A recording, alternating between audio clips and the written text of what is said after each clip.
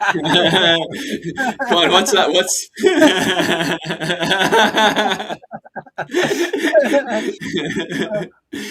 What was it called? Yeah. Um. Also, my Well, bloody yeah. Those books are normally around €50, so they're enough, especially since I'm over here in Okinawa. What was it called? On my Japanese wage, I mean, which it's grand. Like obviously, money in art what was it making money in Okinawa and stuff is grand for Okinawa, but making money for Okinawa for Irish books, different story altogether. Then when those books are doubled up, like €50 in Ireland is almost 100.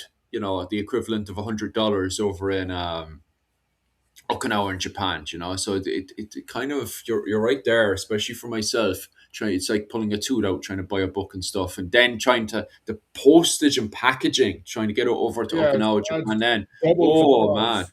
yeah, it's very very bad. Did I link up my channel there? I was actually thinking I might yeah, link up you've just Twitch gone there. live, I think. I Yeah, think my TikTok's actually linked up for once. is it actually? Yeah, I might try to link up. What was it? Twitch. but I try it there now. See if it works. It probably won't. but, Probably use a different but coding now. Go but on. then again, I don't know if we'll see the comments or not from TikTok.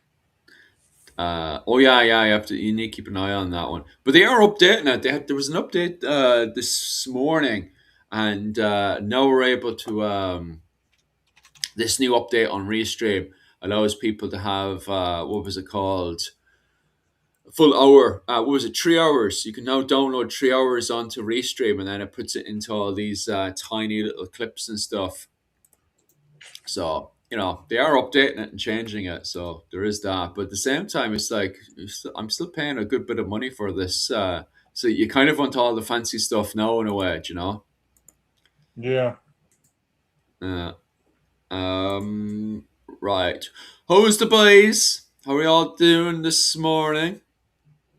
Is everybody I'm slowly coming fine, just in? getting blasted by a storm. Oh, Which is a I. funny name. I think England is getting hit worse. We just have the wind. We just have the wind howling. Oh, all right. It's not too bad. I assume that's coming in from Yeah. Russia, is it? No, I think it's coming in from the Atlantic, but Ah, it's that's funny. Storm Goretti or something. But it's causing chaos in England. Here, not so Storm much. Greta. Aye. Goretti. Somebody is asking about Owen. What's your background there? Somebody's asking what's your background about. Hold on, let me What? just turn on the comments. Um, I have a degree in social science actually, and then I Aye, have my doctorate is in it's in sociology, but it's historical sociology. It was on My doctorate was on the 9 Years' War aye. in Ireland, and then I have a postdoc in Irish history, basically aye. early modern. I I think so. I don't want to. I don't want to. I think they meant your background behind you. Oh, okay, sorry. I mean, that's great though. It's great. There you Aye, go. aye, aye. It's um, Carrigafoyle Castle. It's Mm, oh, the Carrigafoyle O'Connor Castle. Kerrys. aye. What's the history of that castle as well? Just out of curiosity. It's it's O'Connor Kerry's castle, Mm. um, and it basically blocks or guards access to the Shannon to Limerick. Ah, And there was a famous siege there in 1580. mm. If you get Google Carrigafoyle siege, it'll come up. So the English brought a whole pile of ships, and the Yeah. ships were shelling it because you can see there's big holes in it if I move out of the way. Mm. Then it got reoccupied.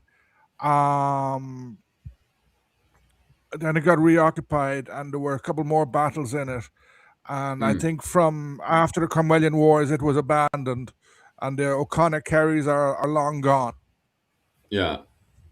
But it's a lovely castle to visit because it's really high, and it's Mm. over the Shannon, Aye. and it's free to visit. So it's a beautiful place. mm. You can And actually visit there, drive into Lislochton Abbey, which was O'Connor Kerry as well, and then drive mm, another half an hour, and you can visit the old Glynn Castle. And yeah, then 20 minutes later, you can do uh, that other big castle in North Kerry outside Tralee. yeah. They have a writing festival there. Mm, I've mm, forgotten mm. it. Sounds Um, interesting though. And I've yeah. somebody taking the piss there of Mihal's background. Mihal, can you explain your background there? What's the history between your background there? So this is my mum and dad's store cupboard because I'm still away on Christmas holidays, as it were, and I'm not back to where I live. So, so I am currently in a workshop that's filled with crafts material. So, if you want, I can start maybe stitching and sewing. You know, the little whales that she makes. You know, but no, yeah, and horse. Well, we're talking about cattle reading, horses. We're in the, we're involved. So, no, so I am not at home. So this is and the system I'm using doesn't have a background filter thing to it. So you're just gonna have to look at the face and nothing behind it. Uh, Okay. yeah, Sorry. we're definitely here. Go on there. Brian Balby's asking a question. Didn't they have cannons near the church across the road? Yes, they did. It's an Mm, old medieval church. It's nice, but they planted cannons around it. They shelled it very badly, mm, and killed everybody in it. But it's well worth a visit. It's well mm, worth a mm, visit. mm.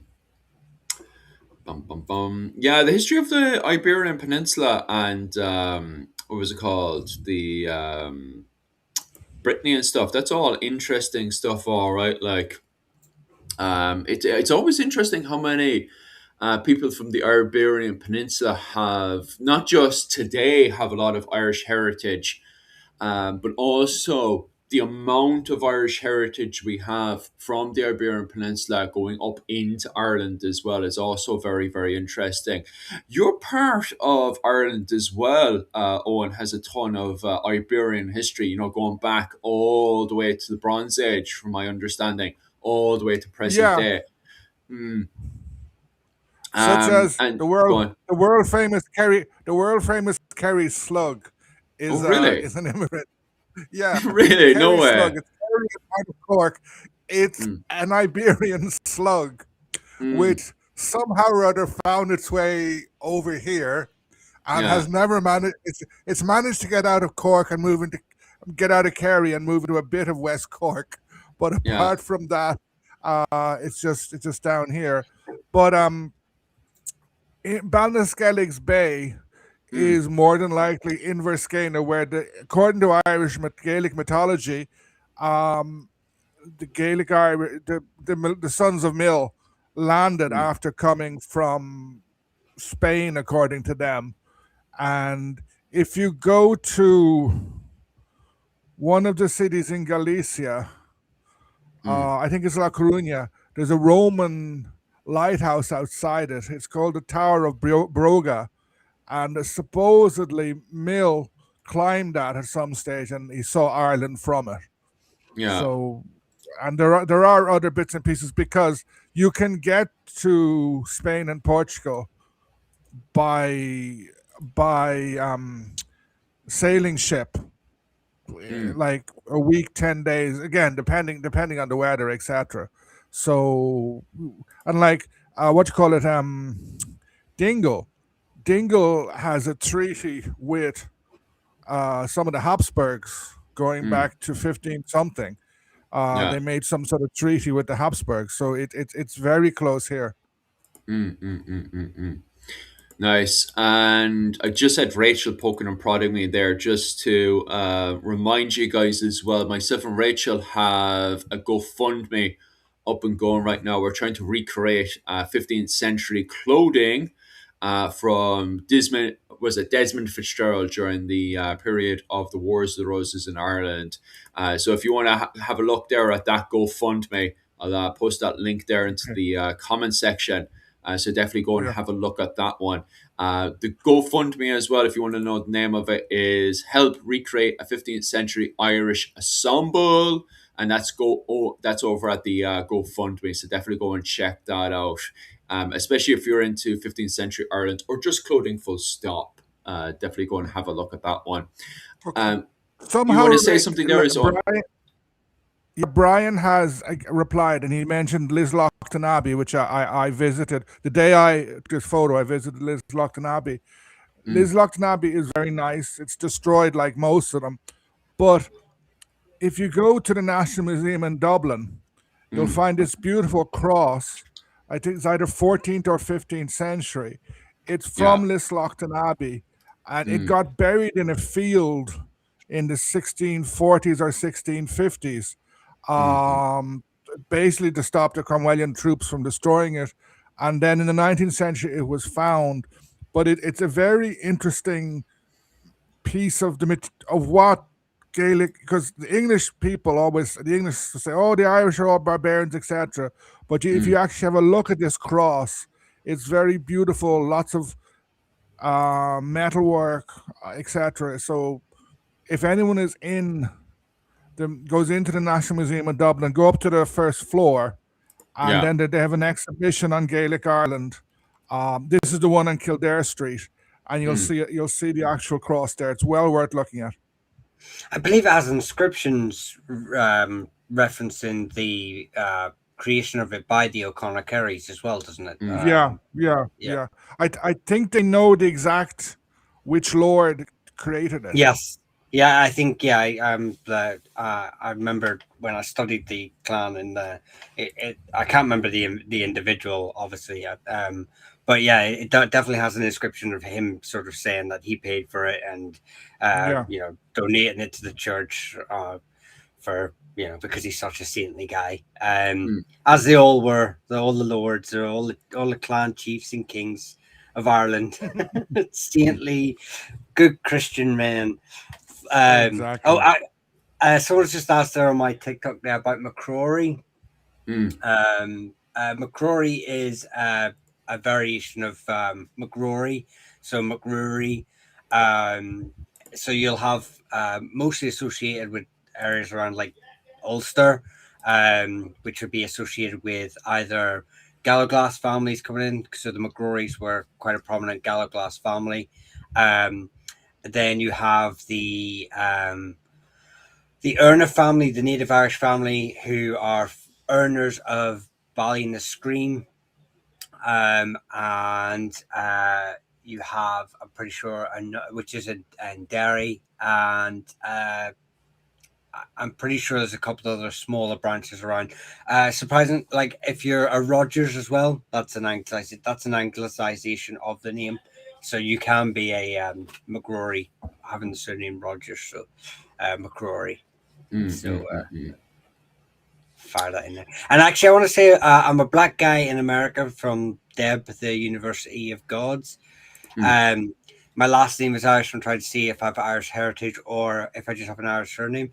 Well, I mean, it's both. It can be both. But the way Irish surnames were formulated, theoretically, it wouldn't really matter.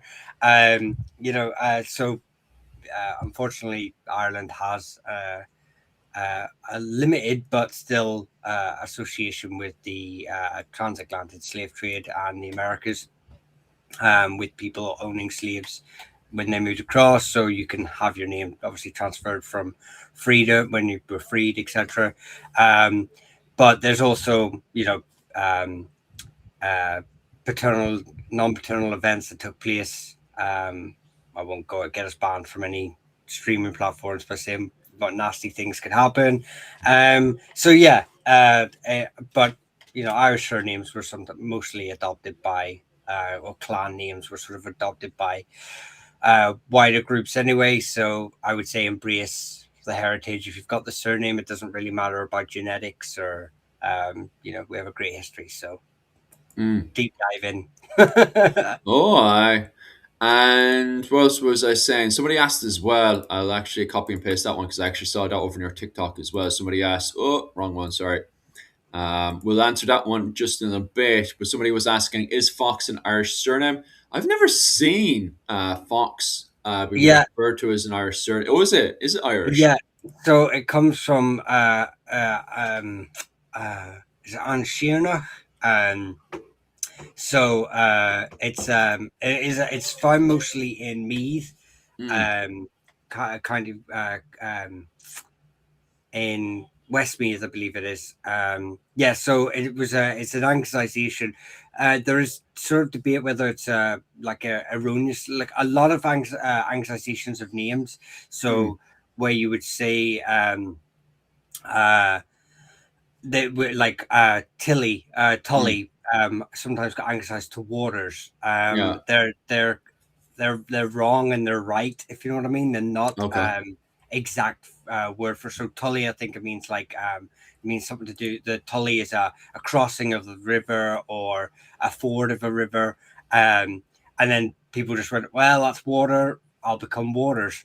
Mm, mm, mm. I think O'Sheernach is something very similar. Um, it's also an anglicisation of the surname Kearney as well. Yeah. So which is has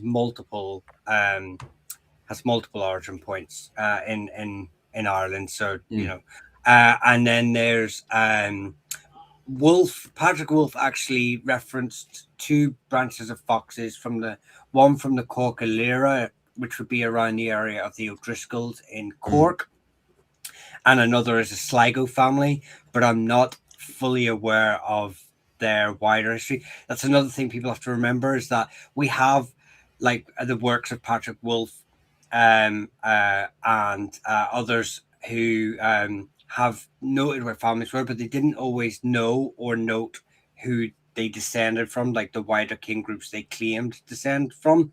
So Yeah. Yeah. sometimes you can have a name and a location, and that is it, nothing else. And it's also an English name. Fox is also an English name, so you could be from an Mm. English settler as well. So Yeah, yeah, very true. And just a question there for Owen there. I'll pop back over to Owen there and give Mihal a bit of breathing space after going through all those screams. Guys, make sure as well, if you've got a surname, chuck it out there and we will, myself, Owen, and Mihal will slowly but surely go through it. I'll give Mihal a bit of breathing space there.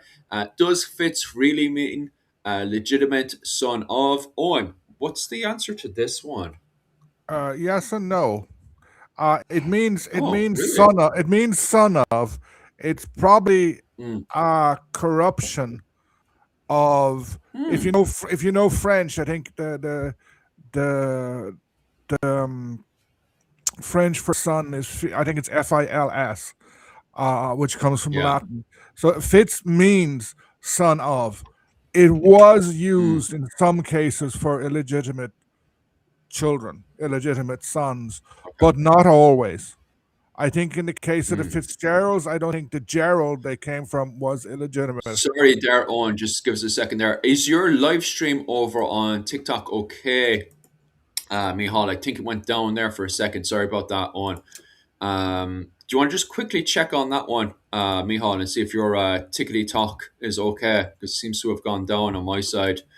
yeah, Sorry about that, it's Owen. gone offline, but I don't know how to bring it back up. Hang on, let me try and see if I just uh TikTok. Me and TikTok have a love hate relationship. Yeah, it's very, very funny. Sorry about that, guys, and sorry about everybody who was on TikTok. Obviously, they can't hear me now. I'd be like, come over to YouTube. It's easier over there. I think YouTube, and weirdly Twitch. For some reason, Twitch is so easy to work with as well. Although I don't really get too many viewers over from Twitch. Twitch is super easy to work with as well. So YouTube and Twitch definitely would advise to work with. Instagram could be a bit. Funny, all right. And Facebook, Rachel can get it up and working, no problems. Myself, on the other hand, I seem to have problems with Facebook as well. But Facebook is good once you can get it up and going. But mostly YouTube. YouTube is the one I've mostly been using these days. I'll have a quick gawk to see if that's connected on this side. So I do apologize for anybody. But yeah, that seems to be for some reason severed on the old Tickety Talk side. Tickety talk, very cranky for some reason. I don't know what the problem is there. Sorry about that, Owen.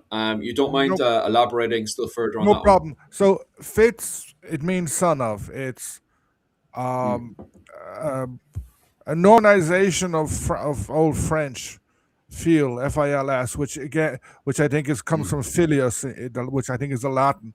Um, it was used in some cases for illegitimate, but not always. yeah. Like Mm, and as Micheál has pointed out before, in Ireland there are mm, some groups, some clans took the name Fitz to make themselves appear Old English. Like McGillic mm, Porrick became Fitzpatrick. Um, mm, mm, mm, so and like sort of we have Fitzgerald, Fitzpatrick. There are several other Fitzes here. Some of the Geraldines, some mm, of the because I think one of the first earls or Baron Desmond had lots of illegitimate children. Some and many of them mm. became the famous, like the Knight of Kerry and stuff like that. Yeah. But it doesn't always mean illegitimate. I know in England, I think at some stage, sons of the king, the name Fitzroy obviously means Mm, son of Roy, which is Rex King. yeah. So I think some illegitimate sons of some of the kings were got that surname, but Yeah. it's not just for illegitimate. Mm, mm, mm. Fascinating stuff. Yeah, I think it's the fact that it's mostly associated with the Fitzroys. That now Fitzroy, I believe, started with the Stuarts, Mm, primarily with the Stuart dynasties. I might have been a little bit early, but I'm pretty sure before that, most of the royal illegitimate children were taking the titles that they were given as a surname rather than Fitzroy. But definitely during the Stuarts, they were quite prolific for having illegitimate children. So you had a lot of Fitzroys, and I think due to the fact that they are the famous Fitzes, mm. in British and Irish history, you would. It's easy to sort of merge the myth there to think that it means just illegitimate because, well, look at these illegitimate children. But Mm, yeah, like Owen's already said, to touch on it, it just means son of, so it can be applied yeah. both ways, really. Um, Happy days. And then Um, I think there is a famous American fantasy science fiction novelist, Robin Hobb. Um, I think her first name is Robin. And she's written a series, The Realm of the Elderlings. Her main character was called Fitz, and he was given that name because he was an illegitimate offspring of some king. So, mm, uh, the sort of sometimes someone writes a book, they take a bit of history and they turn it around, and then they can yeah. recreate history. So Mm, mm, mm. it as happened with another book, the Mist of Avalon, where the Uh, author wrote that druids had snake tattoos, and that has passed into common knowledge. It's completely wrong, but many people yeah. around St. Patrick's Day that comes up a lot. Mm, mm, mm, mm. And I'll give Mihal a bit of breathing space unless he wants to pick out a yeah, name now to do it. Do you want to do one now? Is well, it? I just want to make sure I don't go too far past, like, because sometimes we end up having to scroll back to find the name. So just when they Yeah. start disappearing from my screen, then I'll know to just. I seen there one. It was Hamrock is an English name. Mm. So I don't know, I've got my screen here of you guys, and then my camera here. Yeah, so Hamrock's an English name. I'm not aware of any now. That obviously we've stated here that some families would adopt English names or Scottish names through Mm. different processes that would anglicize it. I am not aware of any um, names that become Hamrock from an Irish surname. Mm. Now, my two main sources, mainly that I've like studied extensively, are MacLyson's work and Reverend Patrick Wolfe.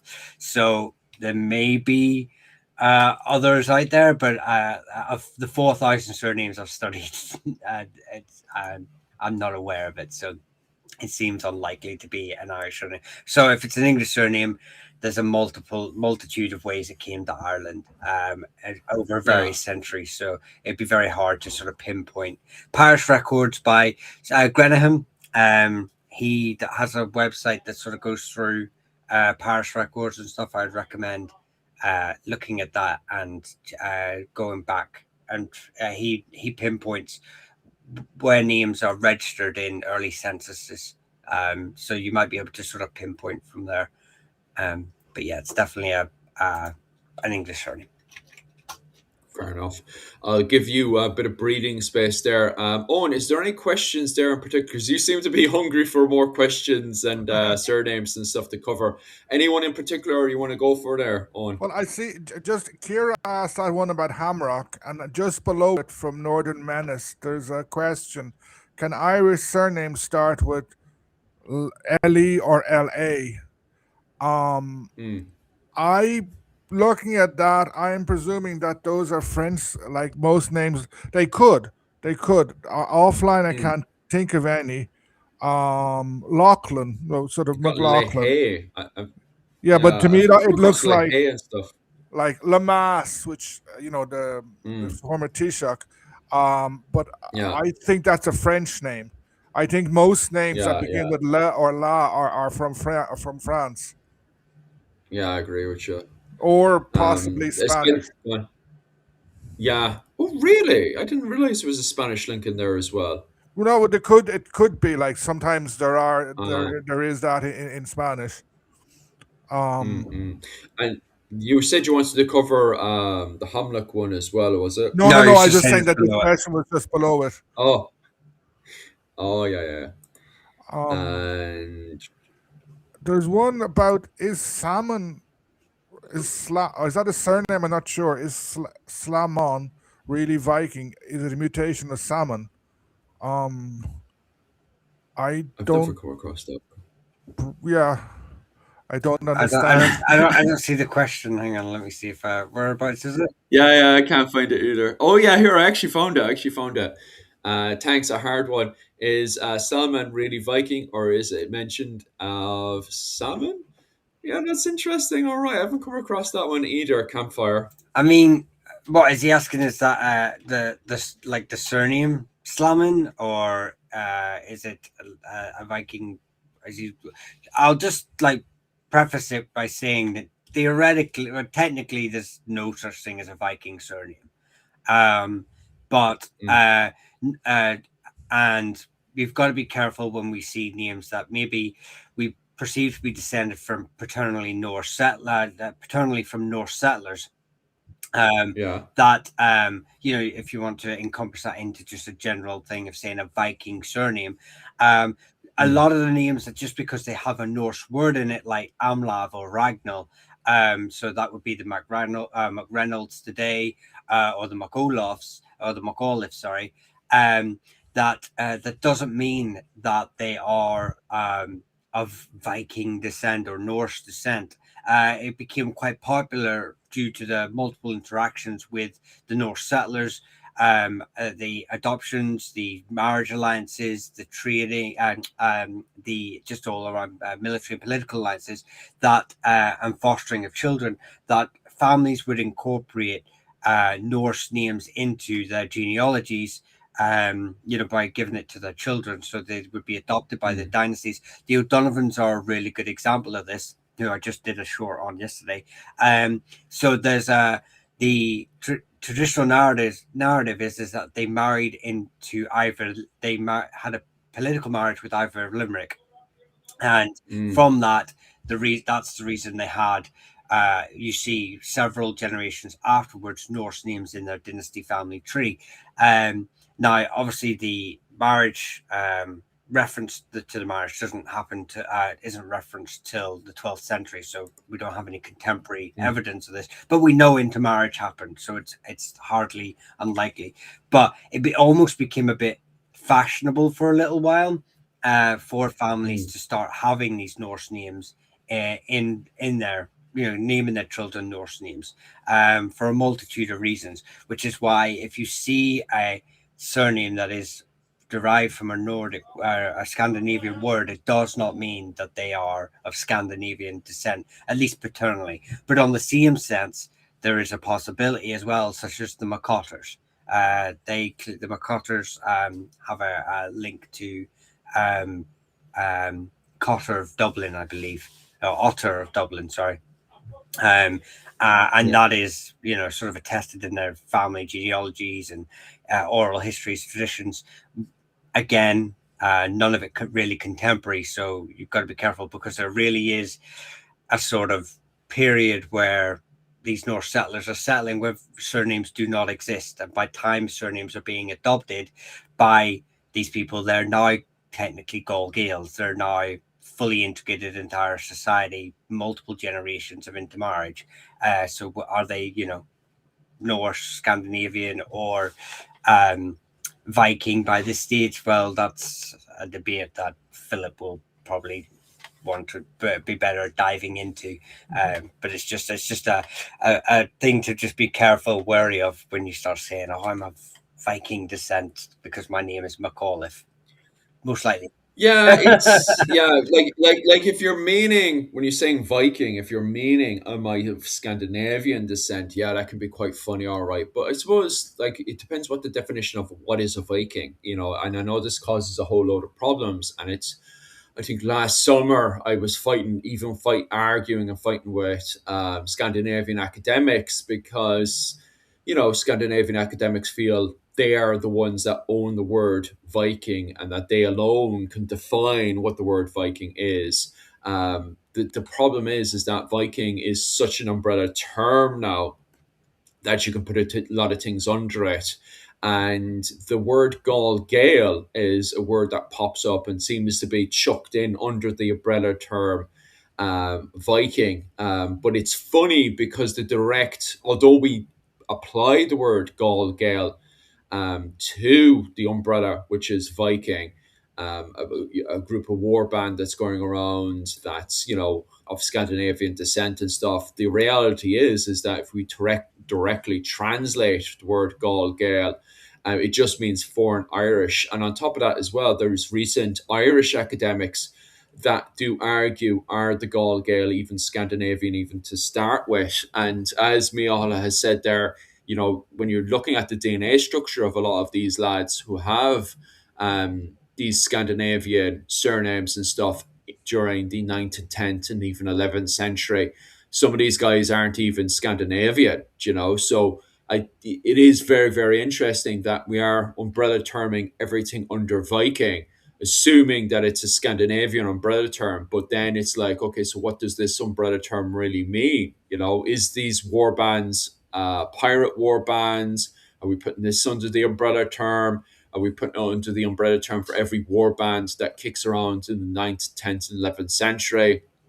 Yeah, it's a lot of arguments and debates for sure. I'd just like to put in that, Kat, you're cheating with your hands up saying Scandinavian descent here, because your family really is from Scandinavia. Yeah. Stop cheating. Don't help at all. Owen, you seem to want to expand on that. I'll give Michal No, I breathing was actually space there going to. before I we was carry going to on. move on to because I think Michal has said everything Oh, about yeah, that. no problem. There's a question from Feral75, and this is going to cause a fight. Yes, good for the algorithm. Would be interested to hear each of your favorite dynasty and and least favorite dynasty of the last 1,000 years and reasons for each. Ooh. Oh. Favorite dynasty. I'm gonna have to think about that one because I go through mood swings. I do. Go on, Michal. You seem to want to run straight into that my one. favorite is I suppose my one of my favorite groups is the Efeely from Oh, Offaly. really? Yeah, only because the O'Connor branch that comes out of them, the O'Connor Feelies, they kind of tie in quite well with the O'Byrnes. I quite like that area of the world during the sort of 14th, after the Gaelic revival, so the 14th, 15th, 16th Mm, century, because they are completely surrounded on all sides by the English, and they're mm, such stubborn uh, groups within it that it's quite an interesting read um, to see them actually fighting against English being because they're in the Pale effectively, or attached to the Pale. Like the O'Byrnes are completely surrounded in the Pale, and the Offaly's just off the edge of it, but it's got Butlers, the Fitzgeralds so close, and yet they're still stubbornly resistant to a lot of the changes that would happen. Um, my mm, favorite, my favorite, uh, maybe a little bit earlier is the McLaughlins of Ulster. I consider them the true kings of Ulster, not the O'Neills. But obviously, I have to accept the O'Neills because they won out in the end. mm. And then I like the O'Neills later on in the 16th century with Hugh O'Neill, 17th century. Uh, and maybe my earliest king group, probably from like the 7th to the 10th, 9th, 10th century, is the Dalfiatuk from Ulster as well. So that'd be Ah, the McDunleavys and stuff. So there would be my sort of, mm, but I do have soft spots for like the O'Sullivans, the March of the O'Sullivans, the Sullivan Bears March from um, Kerry up to the O'Rourke territories. Is quite a sad story, and it's quite a good story to read into. So I have a bit of a soft spot for the O'Sullivans. But apart from that, most Munster families, as far as I'm concerned, can ship off to Spain and and leave Ireland to us Ulstermen. oh, And what about your least uh, favorite? Your least favorite? My least favorite. That's part of the question. My least favorite family are the Carews. oh, Yeah. really? Why is that? Because later on they became, in my Horrible. opinion, horrible. Yeah. But I mean, they have such a small footprint in Ireland very early on. They're still there, but they're not major players. If I was to go for major players who I dislike, we're gonna go for Butlers. Even though I've done a video on Butlers. Oh, Rue's not going to be Yeah, happy about this. He's not going to I be know. happy at There's some really good all. steps of the Butlers. I do Oh, love some of the steps of the Butlers, but the main branch, the main Butlers. Yeah, I have to say, I'm more if out of the two Fitzgerald and Butler dynasty rivalry, I was rooting for the Fitzgeralds. oh, nasty, nasty, nasty, nasty. Owen, same question to yourself there. What's your favorite and least favorite? Okay, favorites. I have several. But Oh, go on anyway. I would Expand on go that. for if I had to choose one, I'd choose the O'Neills of Dungannon. Um, That's interesting. because of Hugh O'Neill, but also because basically from 1200 and a bit to Mm, 1600, they are the most powerful Gaelic family, and they managed to survive and thrive through various mm, sorts, through lots of all the changes going on. Um, yeah. and they kind of held together Gaelic Ireland at various times. Um, Mm, like there's various other small one. Like I like the O'Doolings because I have a family link. My mother's mother is, uh, though she was using the name Dowling. My great uncle, mm, who before the First World War he did research when you still could, and he was a Dowling, but they got moved down. There was a private transplantation in the 1620s when seven or so groups from Laois, Offaly, got moved down to North Kerry, and the O'Doolings were one of them. So Mm, mm. I have a tie into them. My least favorite is going to be very controversial. It's the O'Briens, Oh, especially the O'Briens oh, I knew you were. Yeah. from the 16th century, from the 16th century onwards, uh, essentially because they they became very anglicized. They took Mm, they fought with Elizabeth, they fought with Cromwell, and on the parliamentarian side, mm, they fought with all the wrong people, mm. basically. This is And great for like me it, because I cover the medieval side of things. and like they're still around, the Inchiquins, Mm. and they have this thing that annoys me, like claiming that they're Irish and they should be kings of Ireland in good English accents. Uh, so if Thomond had taken a different attitude in the 9 Years' War, he could have made a big difference. Mm. Instead, Yeah, yeah, yeah. He helped destroy Gaelic Ireland, as did the O'Brien's lords in the 1640s and 1650s. Mm, mm, mm, mm. Interesting, interesting, interesting. You see, I can get away with it because I keep more or less around the old medieval period. But I would definitely say one of my favorite Tuish or clans or whatever for the time being right now is definitely Clan Coleman. I'm actually really, really into Clan Coleman right now because I'm doing a lot of Viking reading and stuff. And I'm a huge fan of the 10th and 11th century as well when you see Clan Coleman of the Enale Confederation, if you want to call them that, during the period of the 9th, 10th, and the 11th century. So I definitely would support Clan Coleman, especially when it produces such amazing kings, such as the likes of, Flan Shenna, Donegal, Mael Shocknall. So I definitely would say my top favorite in there would be definitely the High Kings of Ireland between the 9th, 10th, and 11th century, which is Clan Coleman. So I definitely would support them as my number one right now, especially during the early medieval period. During the High Middle Ages, between, how we say, around 1014 up to around the start of the Scottish War of Independence, the 1300s and stuff.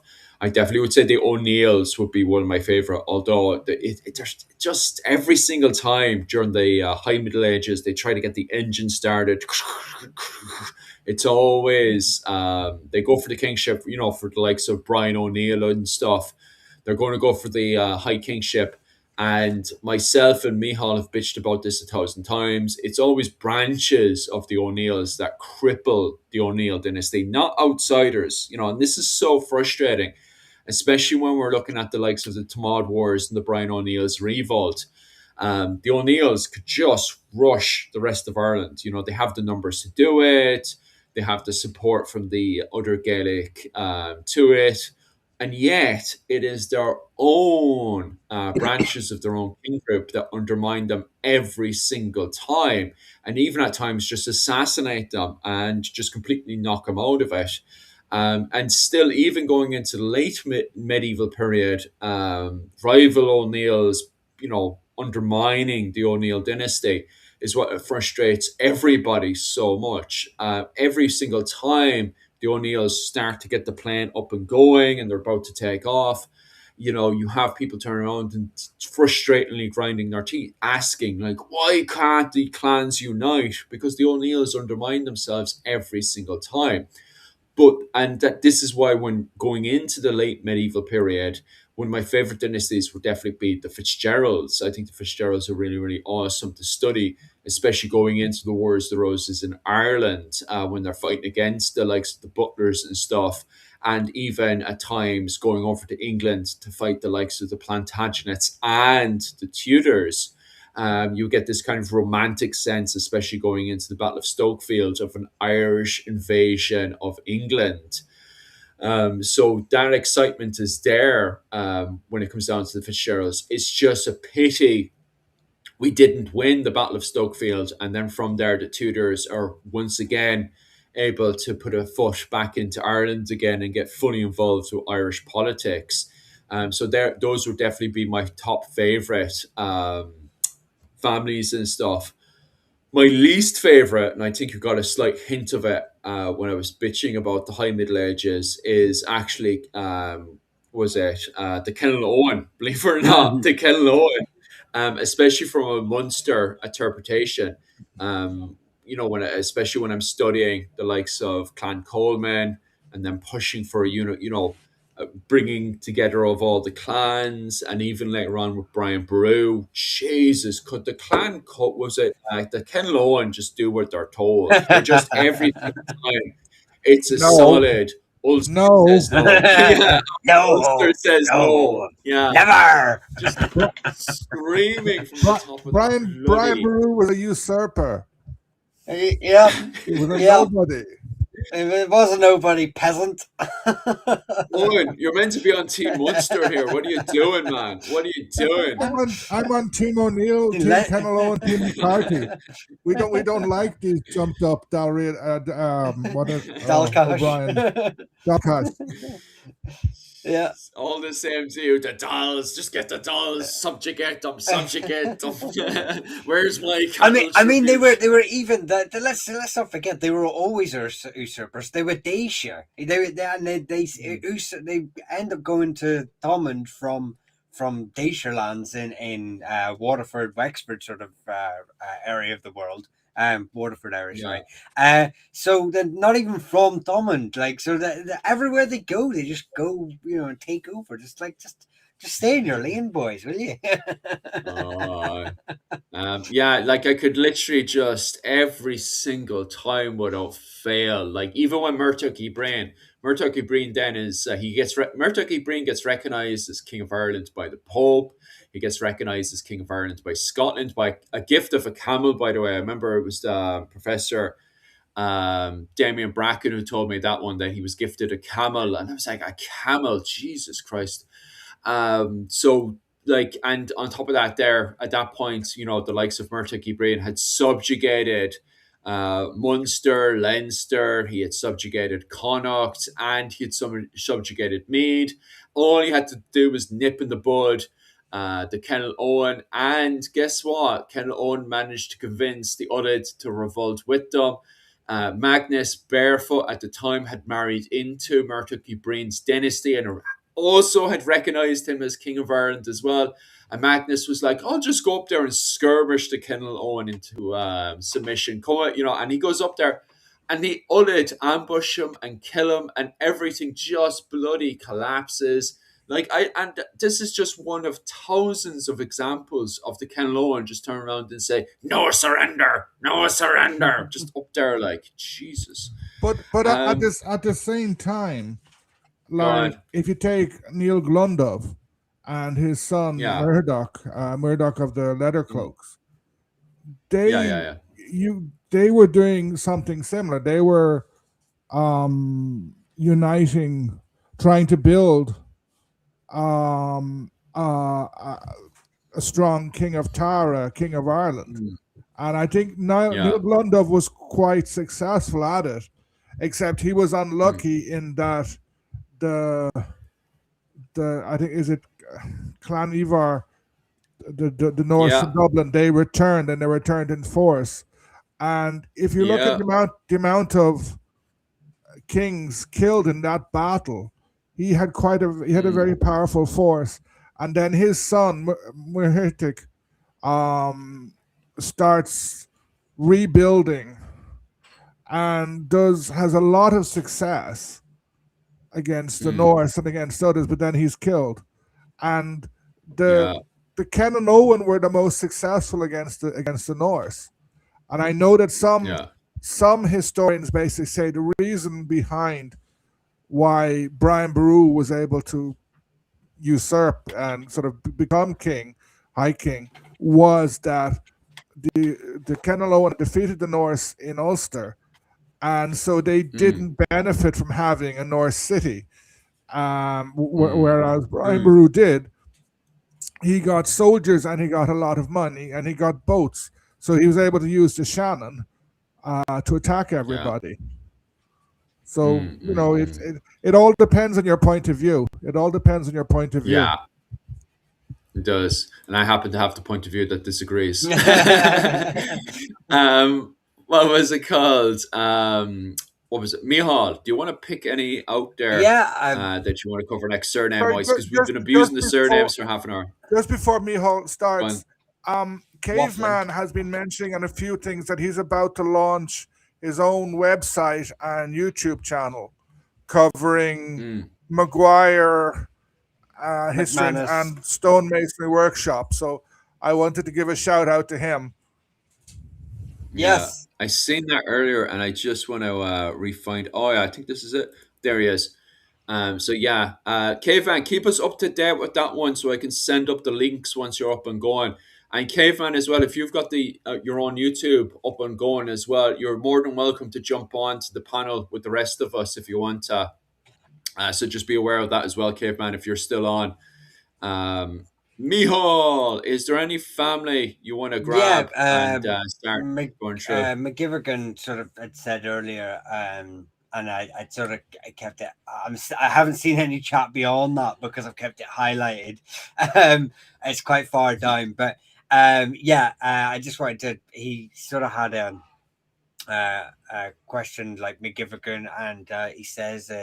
It's interchangeable with McGivern. Yeah, it is interchangeable with McGivern. It's also interchangeable with McGurran as well. So you get McGivern, McGovern, McGiverkin. I'm not 100% on because of the way the name is interchangeable with quite a few branches, unrelated branches. It gets a bit confusing in the old brain of mine. But I know Mm. that one of the lines of McGiverkin are from the Kennel Ferrahy, who are a branch of the Kennel Owen, one of Philip's famous favourite branches there. So if you want to send hate mail to Philip after this, that's fine if you're related to that line. And they were famously associated with a townland of Clogher in County Tyrone. So that's Mm. the main branch that I'm aware of, but there could be other ones around there. But definitely the main association with the name is with the Kennel Ferrahy in County Tyrone. But and like I said, it's interchangeable with a few names. So I would probably have to do a bit of research into those names to deep dive into them. But I'll earmark it for sure in the future. And I can quickly fire off this one as well. Kennedy. Rich Kennedy said hello, and then he asked about Kennedy. Kennedy has Scottish and Irish origin roots from McKennatig. The Kennedys of Scotland are, although they have a Gaelic or originally Gaelic surname, are I know recent DNA is sort of pinpointing that they may be from an early Brythonic king group. So they've been in that area for a long time. Is it? It's in. I think it's in Galloway.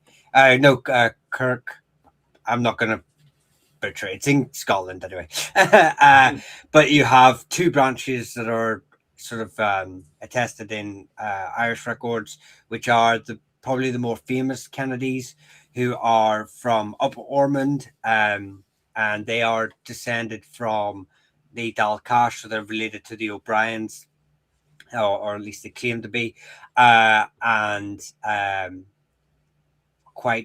had quite a good history with the Butlers in their early history. So if you're related to them, it's a good read. But there's also a smaller branch in Fermanagh as well, who are unrelated to either the Scottish or the Thomond or the Upper Ormond branch, which. But if you're a Kennedy from Fermanagh, it was also planted heavily by Kennedys from Scotland, so it can make records very hard to distinguish between the two. So some people use religion as a good way to sort of divide, but it's not an exact science because families did change religions for multiple reasons. So Just be careful of that one. Yeah, Yeah, for but I don't know. sure. And Owen, you look like you want to tear through something there. Is there a particular question you want to go through there as well? There's one, and but I don't understand what it means. It's from Northern Menace. Sorry in advance if this is a stupid question. Are there any Pugsley Irish families? And I have no idea what that means. What's a Pugsley? Pugsley. Not sure either. I don't know the Pugsleys whatsoever, to be honest with you. Um, Where oh yeah, there we go. It's I Is there don't know any what Pugsley Pugsley? means. Is it a Um, surname? I'm assuming it's the surname he's talking about there. You don't know the surname Pugsley, Mihal, do you? I've never come across it.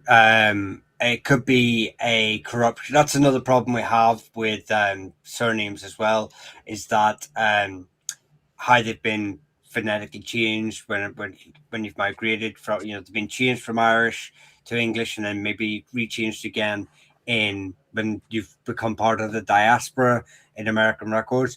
I am not aware of um, any Irish branch becoming Pugsy, and 9 times out of 10, if I'm not aware of the Irish branch, it's probably because it's not from a traditionally native Irish family, so they could be from the plantations, or multiple migrations into Ireland, Mm. and so they may exist in Ireland. They just might exist outside my sort of area. Where I only really study up to about the plantations. So when you start seeing families coming in, unless they have an Irish connection or they have a similar surname like the Kennedys we just mentioned, they don't really end up in my sphere per se. And I'm not aware of any large landed hold families or title bearing families of Pugsley. So I would hazard a guess. We'll just say a guesstimation, an educated guess that they probably came across from mainland Britain. Happy days. Just give us a second there because I'm just quickly editing this one.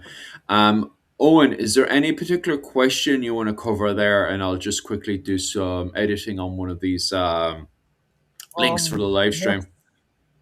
I'm not seeing that much, to be honest. Someone's asking about Bono Hewson, Oh, Paul hi. Hewson. Yeah, but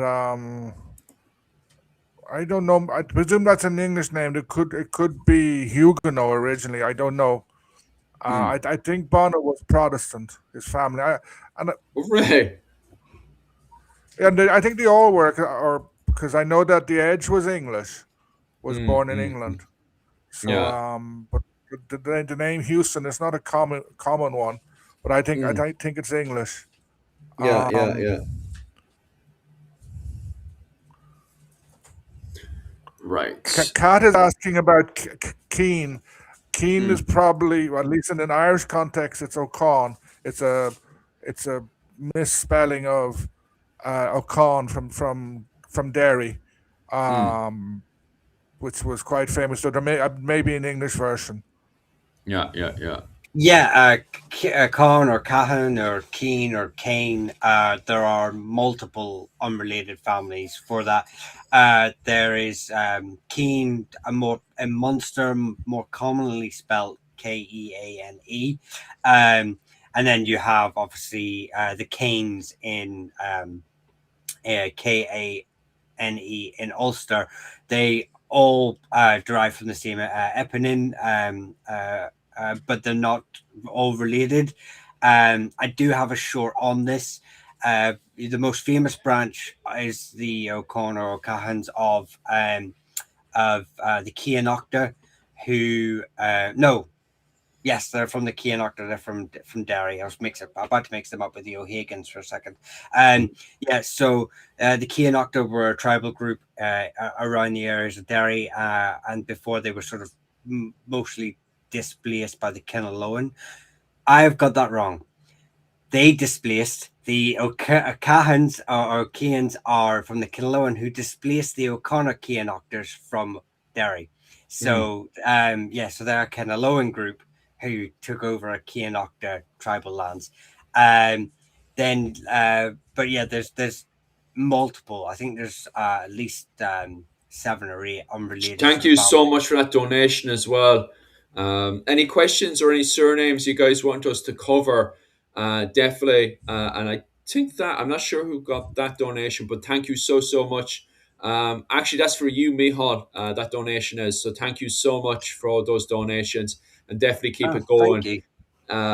Those donations are so much for us, especially Mihal, because Mihal recently a lot of Mihal's information got deleted on his. You had it on your phone, wasn't it? Yeah, I lost 2 years worth of research on my phone. That's Oh, it's very So traumatic.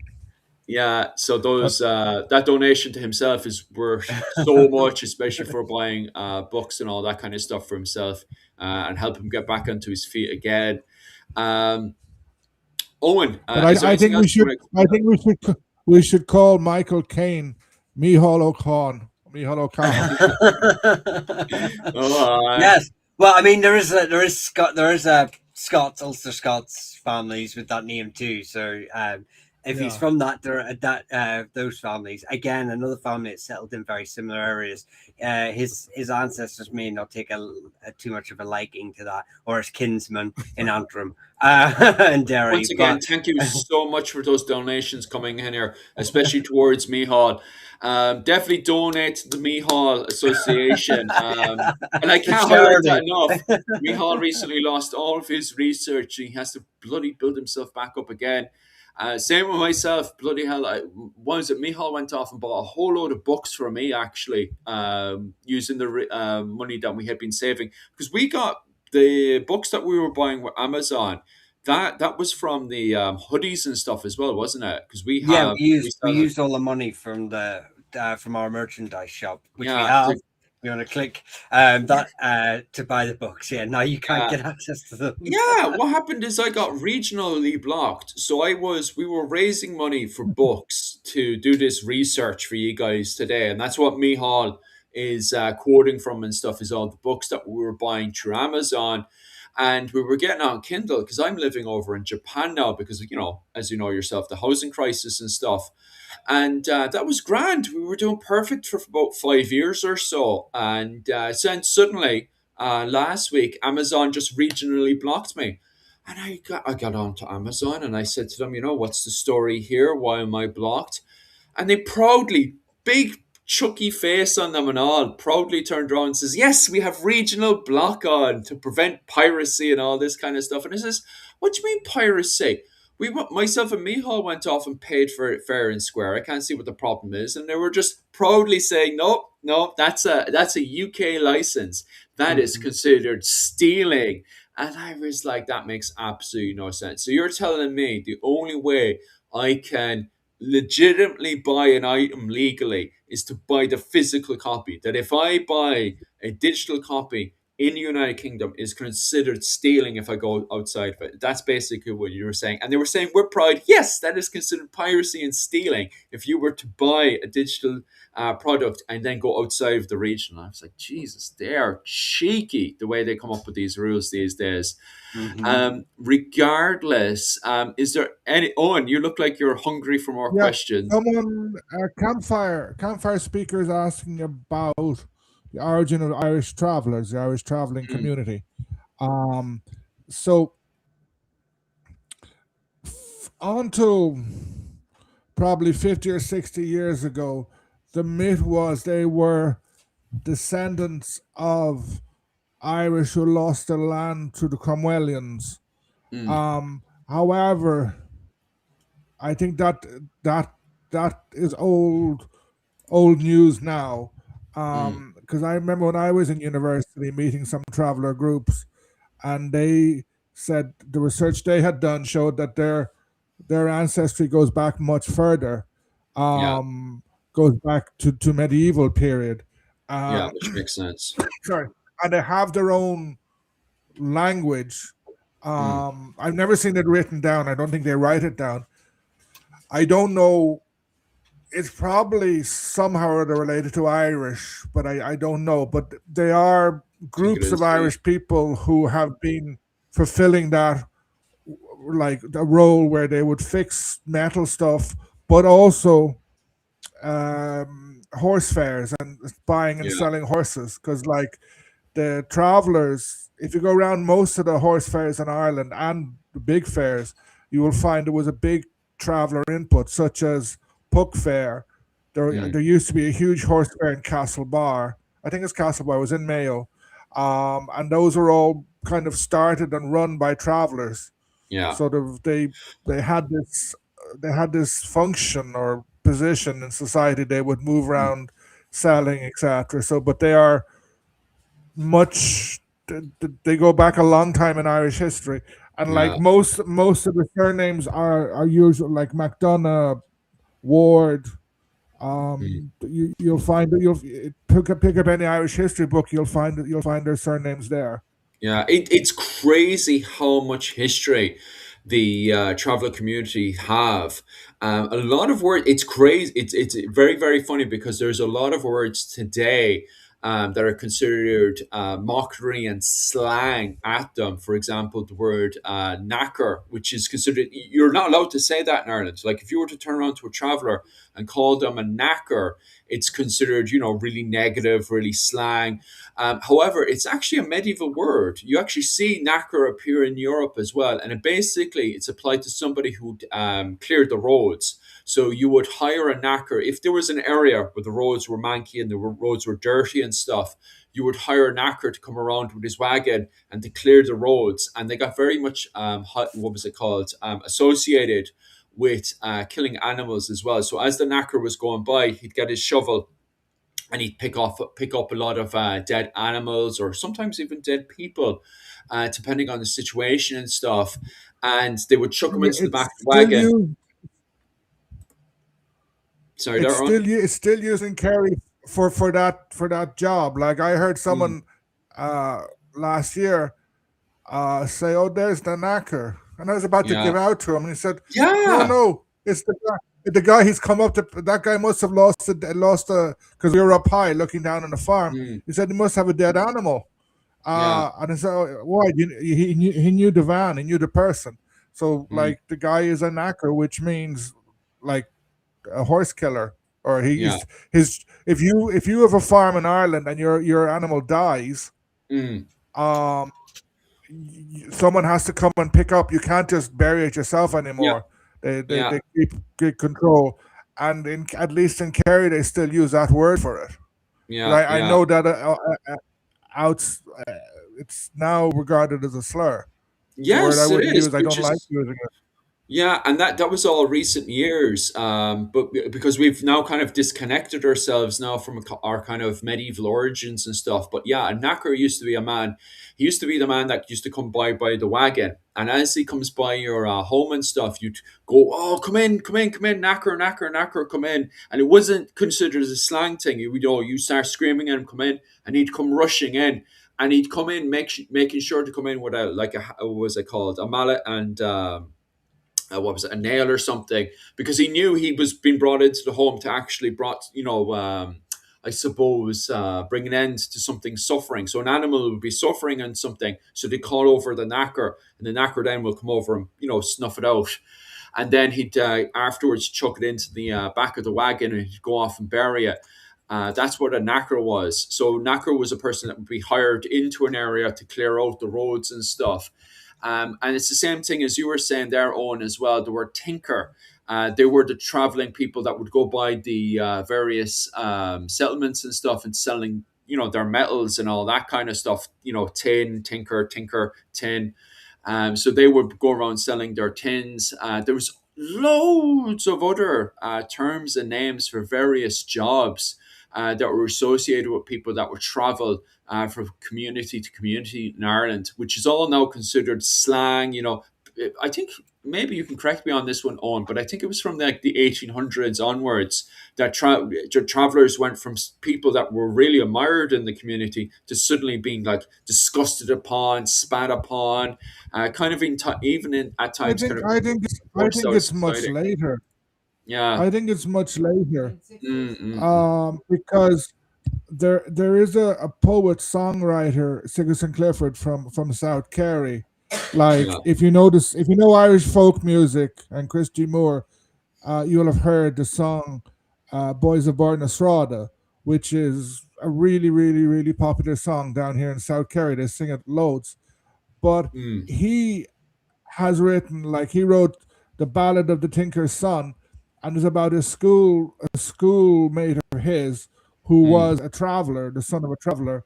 And it's a long song talking about how this guy came into school one day and he's introduced and they get on fine, even though he's not very academic. And he ends yeah. up, the songwriter ends up killing him in the Civil War. Jesus. Yeah. Um, I think I think it would really only be post Second World War or post Mm, 1960s that this big division and this hor- very horrible treatment of travelers starts, yeah. Yeah. Oh, because yeah. they lost their livelihood in a way, sort Yeah. of going around knocking on people's doors. Okay, and at this stage they would be fixing things, Yeah. sort of, can I fix your pots and pans? Mm, um and our society became more urban, mm. and then they got pushed out.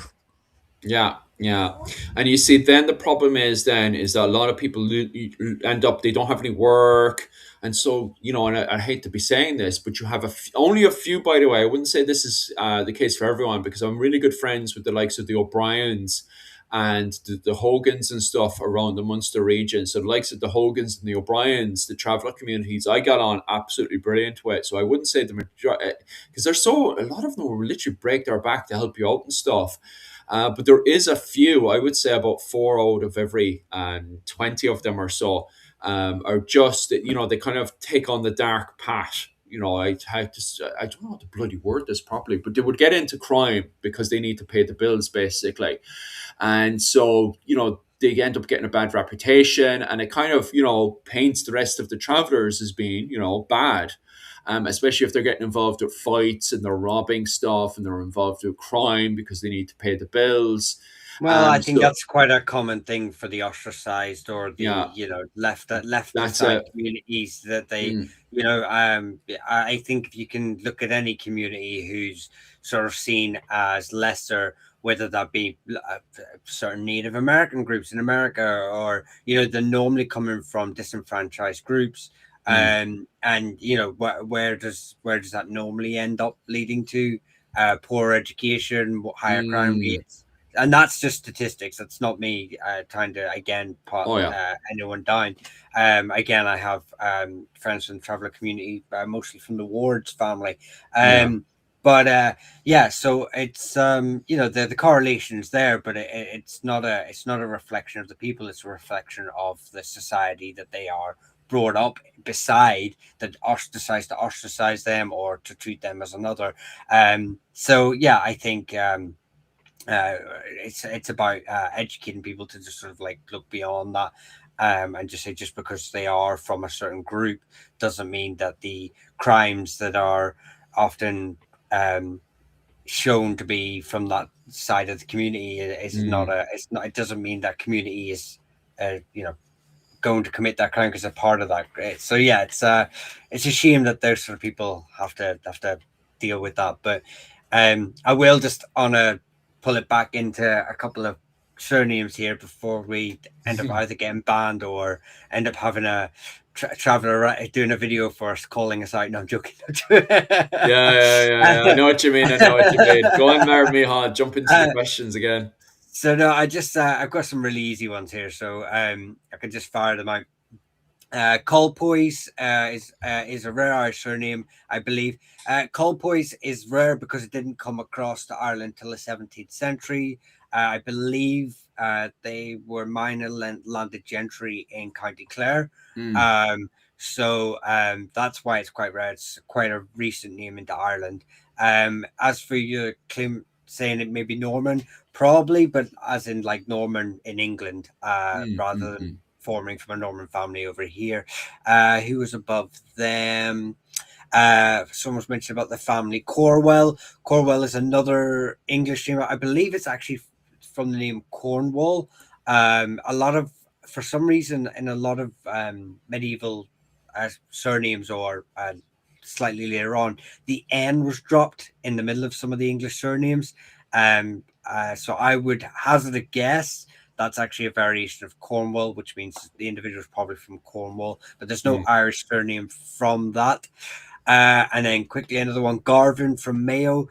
Most Garvins claim descent from the southern Neil, and the Mayo branch certainly take that claim too. They say that they were part of the southern Neil in Meath, and then they were pushed out by Normans and were forced to flee to Sligo and Mayo. I believe MacLysaght, the surname historian, also sort of attributes the family to that too. So he certainly believed that claim. So it's possible. There are other variations of the name Garvin as well, Garvey as well as another unrelated family. I believe MacLysaght actually did a sort of segment on the Garvin McGarvey question, but I'm going to have to reread it to get sort of up to date on that one. And the McCowells, I'm part of the Kenaloan McCowells or McCathamall. So the McCathamalls are anglicised to McCowells and Campbells. They're another Kennel Ferry family from Clogher in County Tyrone. So yeah, it's often anglicised to Campbell, which again, it's heavily planted by families such as the Campbells. So figure it out if you're from a Scottish Campbell or an Irish Campbell can be a bit confusing. And I suppose genetics is the only way really to get the definitive answer. So and I think that's all I had off the top of my head for those ones. Just need to catch up with chat again. So pull me back out. I'll just quickly answer this one as well. Not so much the surname itself. Maybe Owen can expand on the surname itself, because I do know that's what was it called, a Leinster surname. But when it comes down to the usage of marshals in the early medieval period, there is no marshals in the early medieval period because the early medieval period is a period of war bands. So you would raise a war band, and then you would have your warlord, and then you would have your various people under them. Remember that the majority of fighting and skirmishes were not 10,000 men against 10,000 men. So you don't start to see marshals starting to appear until going into the High Middle Ages, with the likes of the Crusades and then these bigger campaigns kicking off left, right, and center. So during the early medieval period, when you're dealing with Viking raids and you're dealing with warband on warband fighting, you're mostly just dealing with warlords and then the various titles of king and who had the biggest sausage and that kind of stuff. So you would deal with the likes of over kings like Riroic, or just a basic Ri or Ifada, or Yall, or even other figures like that are more like, the man with the biggest sausage in the community, rather than when we go into the High Middle Ages when we're dealing with more organized warfare. So that's definitely something to take note of. The dynasty itself, from my knowledge, is more of a Leinster dynasty. So did they take part? I think they would have been on the opposing side of Brian Brew, if I'm not mistaken about that one, lads. That particular family he's talking about there. I'm not really sure, to be honest with you. I think Bertie would be somebody who definitely know the answer to that one. But no, I mean Corcoran again. Corcoran has multiple origin points again. So now I will say that the one family who's mostly attributed with being a sort of martial family of the O'Briens is actually the McNamara's. They're again, these are later traditions though. Okay. And these are sort of normally what you would read, a historian from say like the 19th century has read into a specific role that maybe an individual has partaken in, and then has kind of carried that on as a sort of hereditary title in the same way that the English would have, like marshal, like a hereditary marshal for for the royal family or whatever. So a lot of these like hereditary job titles that are militaristic are either mistranslations or anglicizations of an Irish role that don't really fit what was actually happening on the ground. Like you said, they're jarls, lords, you know, these are all taking on the militaristic roles. And certainly there is arguments that some families would take more prominent positions on the battlefield. And certainly that's one of the things of McNamara's. I believe there's a feud that goes on between some families early on, including the McNamara's, about a position that they are put in a battle. Again, though, a lot of this comes normally a couple of centuries afterwards, and they're written in in the 12th century sagas, Irish annals and stuff. So these are again later iterations of probably an over sort of glamorized and romanticized. But yeah, the Corcorans, there's a Fermanagh branch, there's a Offaly branch, who are part of the Ailio Carols. There's definitely an association with Leinster, but I'm not so sure up on that one. But yeah, Fermanagh, Sligo Mayo may be related to them. But yeah, it's definitely big in Offaly and Fermanagh. Now, Fermanagh families did fight in the Battle of Clontarf on Brian's side, maybe one of these ones. As for the Ailio Carols, yeah, the Offaly would sort of fall within that area too, possibly. I mean, Leinster Kingdom did take up quite a large area, that sort of. So I'm not really 100%.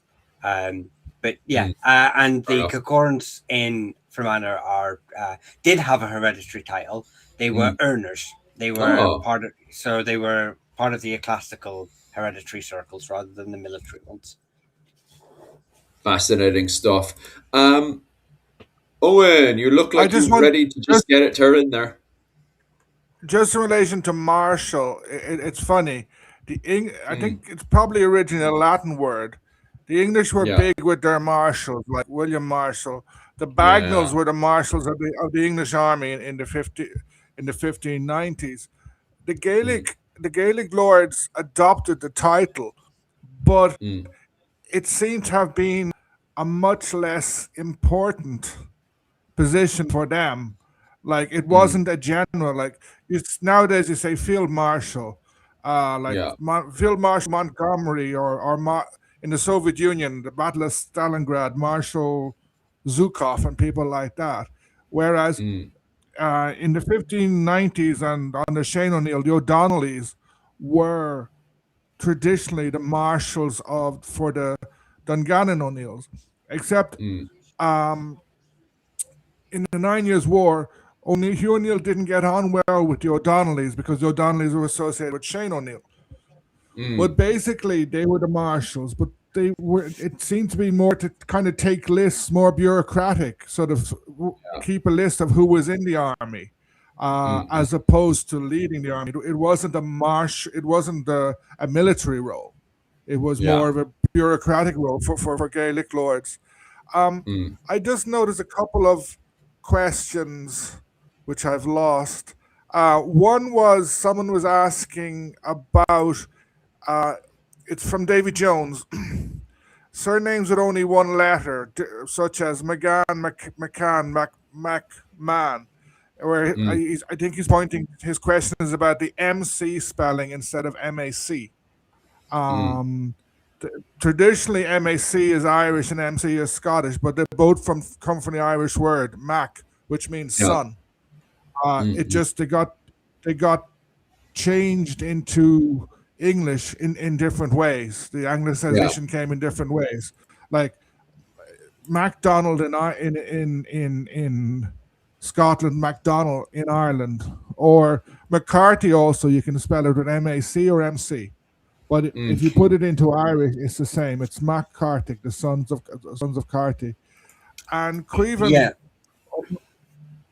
Just wanted to add one little thing. We've got to remember that the English language wasn't standardized till the 19th century. Yeah. So these spellings of Mac and Muck, that's why the confusion's there, because obviously it was just spelled.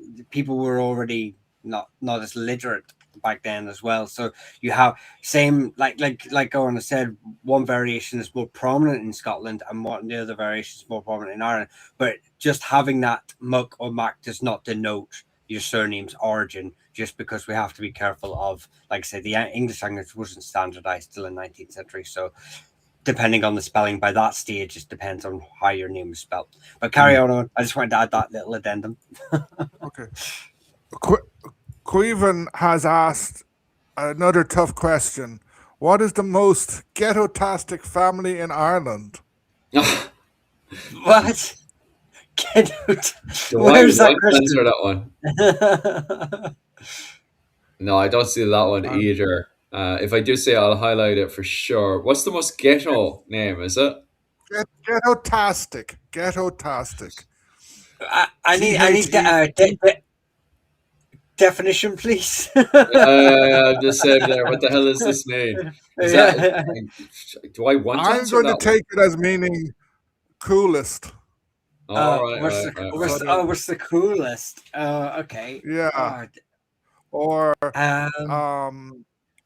so there's someone, some lord who did some mad defiance against the English or something like that, or against another group. Bodkin would be a good one. Bodkin's a good one. So the Bodkins of Galway, who they claim to be a sept of the Fitzgeralds. There's no historical link to it, but that was their claim. And they are from the Buakin, which basically the story is that this young Fitzgerald was in a duel with a Ridra, an Irish knight, and he killed this Irish knight with a spear, or a Buakin, and that's how they adopted the surname Bodkin, as a sort of as an homage to that duel. So that's an always. Obviously, a lot of these are embellished. But same with coat sigils, same with family mottos. But I think that's always an interesting one that for a ghetto-tastic surname. For sure. Family, not surname. I think another one would have been Tyrrell, because Captain Tyrrell he was from Westmeath. And in the 9 Years' War, he did a lot of very good stuff. Like he was quite famous. He fought a lot in Munster.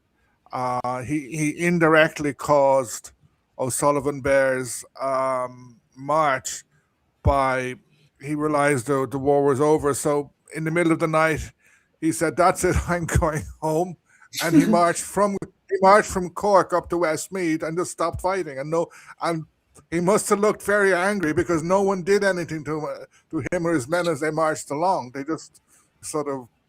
So then, I think I would put him down as the most ghetto-tastic.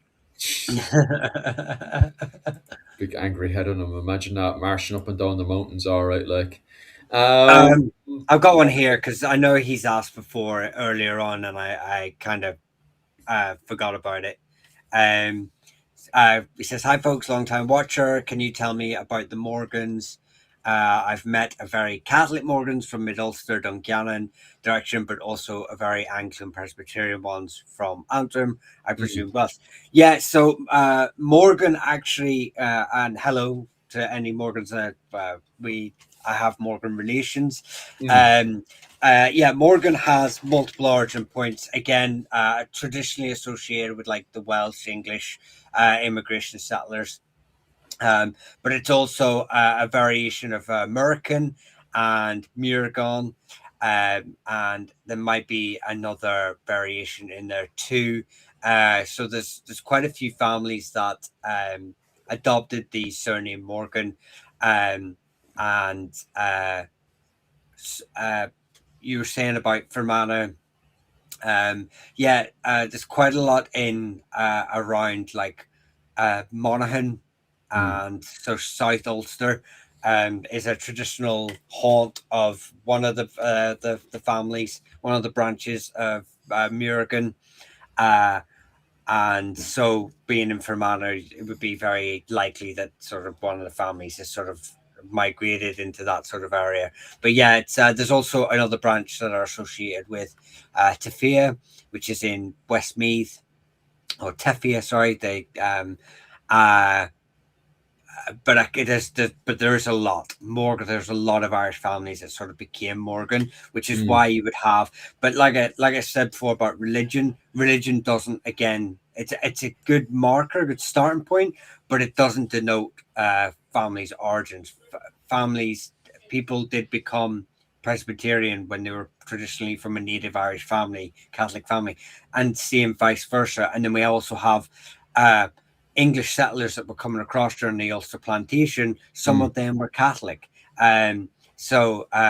But by that stage, very almost none. In fact, I'd actually confidently say no Scottish settlers during the plantation were Catholic, purely because Scotland was hadn't been a Catholic nation for quite a while at that stage. But England still had remnants, and it is recorded that English families, and some of them still survive today as Catholic families. It's multiple origin points for the Morgans, but that's why you would have the differentiation, because you would have native Irish groups and settler groups. Fascinating stuff, all right. Like, thank God it covered more of the medieval side of things. Go on anyway. Queven has clarified his question. He said, I meant which surname is most likely to wear pants that don't fit and talk like a gangster. Okay. Oh, right. So what you're saying is, which family did the English think were the most Irish? just totally not within the norms with the way they dressed and the way they acted. I don't know. The O'Neills? Shane O'Neill. Shane O'Neill. Shane O'Neill. Wore pants and didn't fit the talk gangster. I suppose the O'Connors are what was it called? Rachel found a lot of evidence of the O'Connors having effigies and stuff. I think it was the O'Connors anyway, some Gaelic family in the 15th century, and they're depicted like Moses, and they have pants and all that stuff on. I think I have a picture. Actually, do I have a? Let me have a quick glance to see if I have a picture of it here. But if not, I would definitely have to go with the O'Connors. No, I don't have a picture. No, I don't. Or the so I go O'Byrne. with the O'Connors. They're Burns, I. The O'Byrne, because they were gangsters, good gangsters. Oh yeah, they were. They were stuck up in Wicklow, and they still managed to come down into Dublin, and even the gates of Dublin City, like. There are records of them attacking the Bawn outside St. Patrick's Cathedral. Sort of. What's the story with St. Patrick's Cathedral? Is that inside the walls or outside the walls? Because outside. Just after. Oh, right. So that's how because. Do you remember how just after the Wars of the Roses in Ireland, when the Fitzgeralds and the Butlers are fighting over the title of Lord Deputy of Ireland, and the Fitzgeralds managed to siege the Butlers, and the Butlers just go inside St. Patrick's Cathedral? I was like to myself, but sure, wouldn't they have to go over the walls of Dublin first? But as you're saying there, St. Patrick's Cathedral is outside the walls of Dublin. That's what happened there. So it was it. Go on. The walls of Dublin are not very big. Yeah. Like near the castle, Dame Street near Dublin Castle is one gate, and kind of think of where Guinness's is on the other side. Yeah. James's Gate, and then you have a couple park gates. You have a couple more gates about a couple of 100 yards from the Liffey. So it's a small area, the walled city. Quite a small area. So I suppose Christ Church would be inside the walls, but not Patrick's Cathedral by the looks of it. Yeah, funny. I think Christ Church was either inside or part of, in a way, but St. Patrick's was well outside. Stephen's Yeah, Green was outside. yeah, Pierce Street is outside. yeah, yeah. It would cover the likes of Temple Bar and Dublin Castle and stuff because I don't actually have the Yeah. picture on me now, but it From followed the from Dublin, old. Go on. if you're in Dublin Castle, just before Dublin Castle, and then where the Civic Hall is now. From there, walking in the direction of Guinness, Mm, that's where it begins. yeah, yeah.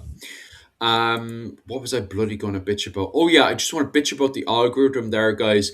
Would you do us a huge favor there and give us no like? And if obviously if you're not already subscribed, definitely subscribe to myself, Mihal from Clans and Dynasties, and Owen as well.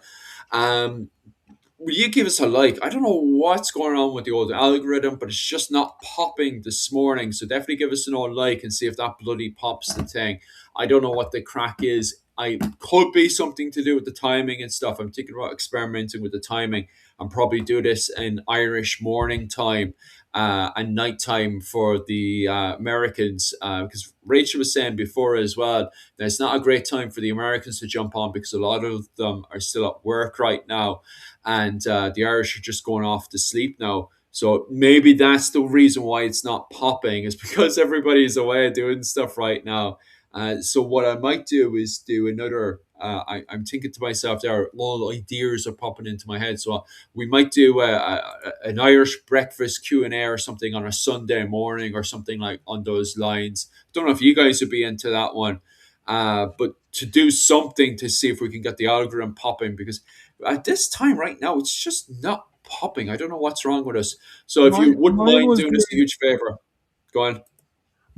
very well until about 20 minutes ago, and then it just kind Yeah, of froze. yeah. And the reason for that, Owen, to be honest with you, because I noticed that one that your one popped from the get go, but I think it's because a lot of your viewers are around that time. To be honest with you, Owen. But I think a lot of your viewers have gone off to bed. To be honest with you, so if you've gone off to bed, Good night. please come back up. Yeah, yeah, yeah, yeah. Please don't do an Irish goodbye. Stay up for the rest of the night with us, will you? we need your money and donations to pay for our books. uh, Mihal, is there anyone you want to pop off there? I just want to actually touch on someone that sort of said there. Were the O'Driscolls in Cork Pirates? Since we're talking about Oh gangsters yeah. and families, maybe it just maybe the Irish who are pirates are more gangster. Yeah, I mean there are some pretty good gangster family pirating families. You know, the O'Driscolls are famously associated with pirating, Yeah. mainly because of when they decided to stop pirating, because they're almost kind of late to They're the still doing game. it today. Up around Well, the Cork area. If you talk about the Cork O'Driscolls, they're still at it today. There was a recent. Actually, I won't go into it because I actually know the O'Driscolls very well. But yeah, I got. It's funny. I don't want to be too rude to you there, Miha, but it was funny because people keep asking me. So, technically speaking, when does the Viking Age end? And I'm like, well, to be honest with you, a lot of these families from around what was it 820, once they take on a bit of piracy, they get themselves a hold of a long ship. That's them. They continue committing piracy raids all the way from the Age up to the late medieval period during the Hundred Years' War and stuff, where they're going out to attack French and English ships. When the Tudors are coming in, the Tudors have to build a whole load of castles. Owen could easily expand on Elizabeth's castle down in was it Blackrock, around that area. Blackrock's castle was specifically built to try to take out pirate raids and stuff from the Gaelic and Anglo-Irish. The Anglo-Irish is just the branches of the Fitzgeralds that were committing piracy as well. So it wasn't just Gaelic committing piracy raids, but Anglo-Irish doing it as well, especially aiding their families over in the Brittany territories, because the Brittany was also committing piracy as well during the Hundred Years' War, going into the Wars of the Roses as well, and also as we go into the Tudor period and beyond. we go into what was it, the age of pirates. So I could tell you that whole piracy, the blur between the Viking Age into the piracy age, I don't think it really ends. I know Owen looks like he wants to expand on that one a wee bit. Any I thoughts was on that, going to Oman? say, yeah, what is a pirate? Yeah. Um, and then if you think of Gaelic Ireland, most of them the guys who had boats, they would have Mm, been cousins of galleys, yeah. and they probably wouldn't have gone far out to sea. Mm, It would have been small scale stuff, mm, but um, in the 16th century, there is a revolution in seafaring, and mm, like you start getting the age of discoveries, uh, and then you start having new Irish pirates. Like in the 1620s, near where I live in Valencia Harbour, there was a big battle, and some pirate got sunk. Port McGee, where you get the boat to the Skelligs, is mm, the port of McGee. Captain McGee was a pirate. And basically, he was smuggler. Smuggling was the big thing. But in during the 1640s war, mm, Dunkirk, of all places, was renowned. The Catholic Confederacy, they gave letters of privateering or whatever they were called to various captains. So you had mm, sort of Catholic captains coming out in small frigate type ships out of Dunkirk and causing havoc mm, within the shipping. That was probably the golden age of Irish piracy. mm, Um, Throughout the 18th century, you had had a lot of um, huge amount of smuggling, mm. especially in West Cork, Kerry, etc. And then if you're talking about like the golden time of pirates, I think one of the famous women pirates was it Anne Bonny Yeah, was I from remember Cork. her. Right. Yeah. Yeah, I think she's from Cork. It could have been Baltimore, but I could be wrong. Mm, mm. It kind of makes sense that like from those ports, people will be leaving. They'll be going to sea, or brought impressed into sea. So, yeah, Yeah, Awesome I stuff. just wanted to just list off some of the families. So just so from anyone that's sort of like wondering any connection to, the guys have already touched on it. The Fitzgeralds and the Burkes. Now Norman families were also into sort of privateering and sort of sanctioning raids and stuff like that. So it depends on your sort of your view on what is piracy. Certainly some of the families that are associate attributed with it and actually outright called pirates Mm, are the O'Flahertys are called pirates by people in Galway because they're attacking trade ships heading towards Galway. They're sort of blocking that fleet at times as well. They have a long maritime history fighting the Mackie Breens over the islands just off Galway, the Aran Islands, isn't it? Um, mm, the yeah, O'Malley's obviously have a a history of pirating, but they're not actually. It's more they're just a maritime family that get mm, associated with pirating because it was later sort of romanticized. It was more toll taking, a bit of privateering, at the behest of their sort of overlords. But they weren't an outright sort of pirate, like known as being on the fringes of um, English society, shall we say, operating in this smuggling and this.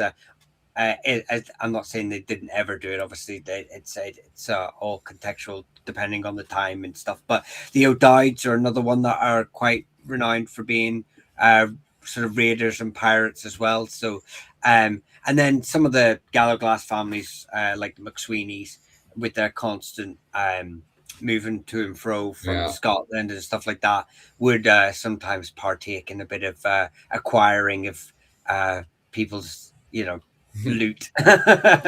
Yeah, because there's going into the Hundred Years' War, there's tons of piracy that's committed during the Hundred Years' War, And as you were pointing out there, for a lot of these Gallo glass families, like today we like to define everything, like, and when we think of what was it called, Gallo glass, we think of these, these perfect formations of men who were trained to use their spears and axes. We don't think of them as kind of war bands into Gaelic mercenary companies, which were very flexible. These would have been lads who not only would have been able to cattle raid and skirmish, but also getting involved with formation and battles, and then obviously then jumping onto boats and committing piracy. And for the Galloglass, one of the biggest thorns in their side was actually Carrickfergus Castle.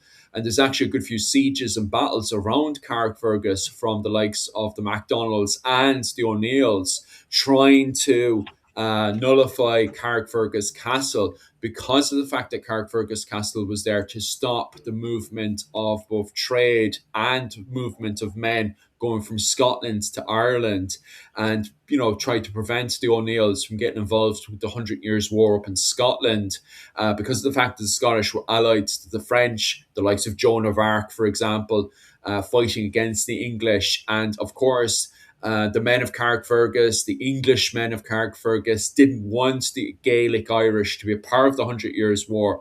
And of course, the likes of the O'Neills eventually do nullify Carrickfergus. And from there, plenty of Galloglass are able to move to and from the place. And it's interesting to note as well is that not only do we have Galloglass who commit piracy to try to stop, because they're not thinking of piracy from the fact of, I'm stealing this because I want more money. They're thinking from a military perspective of, if I prevent my enemy from getting those resources, he will eventually surrender. And so committing piracy on Carrickfergus was one of the ways to do that, not only to siege around Carrickfergus, but to stop goods from Dublin getting up in, or from the Isle of Man getting into Carrickfergus Castle as well. So you do have a lot of piracy being committed around Carrickfergus, the same way you've got a lot of piracy happening around Waterford and Dublin, from both the Gaelic and, believe it or not, from men of Brittany as well, who were allied to the likes of Desmond Fitzgerald to prevent the movement of goods going from England to Ireland to places like Waterford and Dublin as well. So piracy in the 100 Years' War and even going into the Wars of the Roses in Ireland. Super, very, very, very interesting stuff for sure. Mihal, is there any particular family you want to smash out now, or you're grand for a while? Do you want me to continue answering? I don't know if any families have been mentioned recently without going too far back and losing where we're at. I will just say Murphy's been brought up a few times. I will just sort of the old touch on Murphys. that. Yeah, I see Murphy right there. I've been mentioned a few times. There's a load of Murphys, and since we're touching on the piracy thing and we've touched on the Viking thing, a lot of online websites will put Murphy as a Viking surname because it means sea battler. But again, that's a very rough translation. And secondly, the Irish were, battling at sea long before the Vikings came about, as St. Patrick can attest. But there are multiple origin points. Again, it comes from Murray. It sort of shares its origins with the surname Murray, Murrah, McMurrah, Murphy.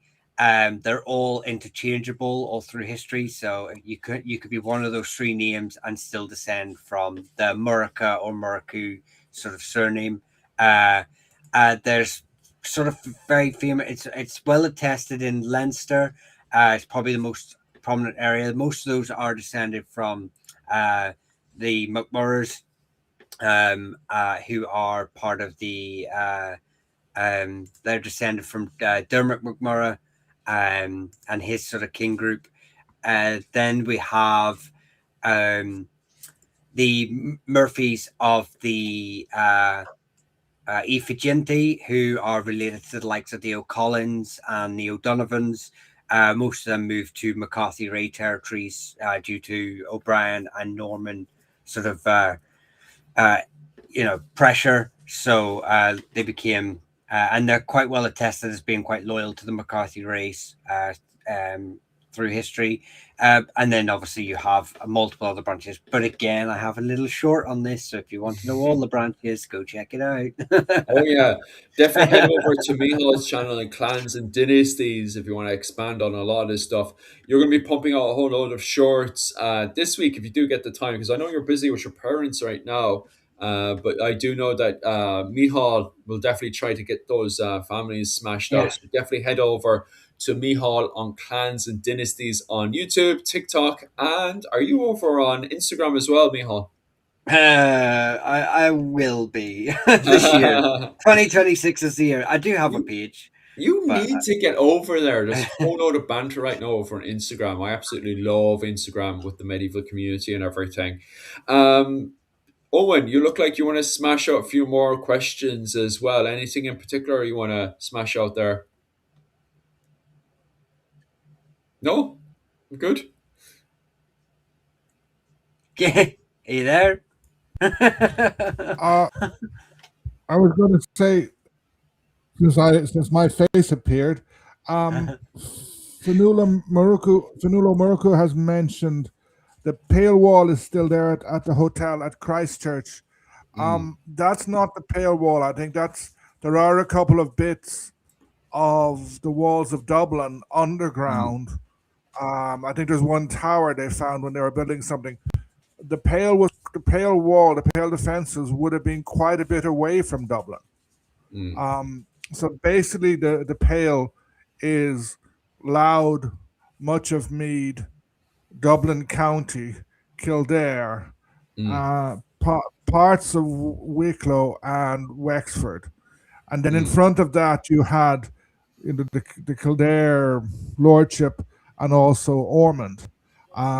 So, and if you look at it from a defensive point of view, Dublin City, as I said, the old city is not the strongest defended, but you have loads and loads of castles around it. Like if you start from Dalkey, there were several castles in Dalkey.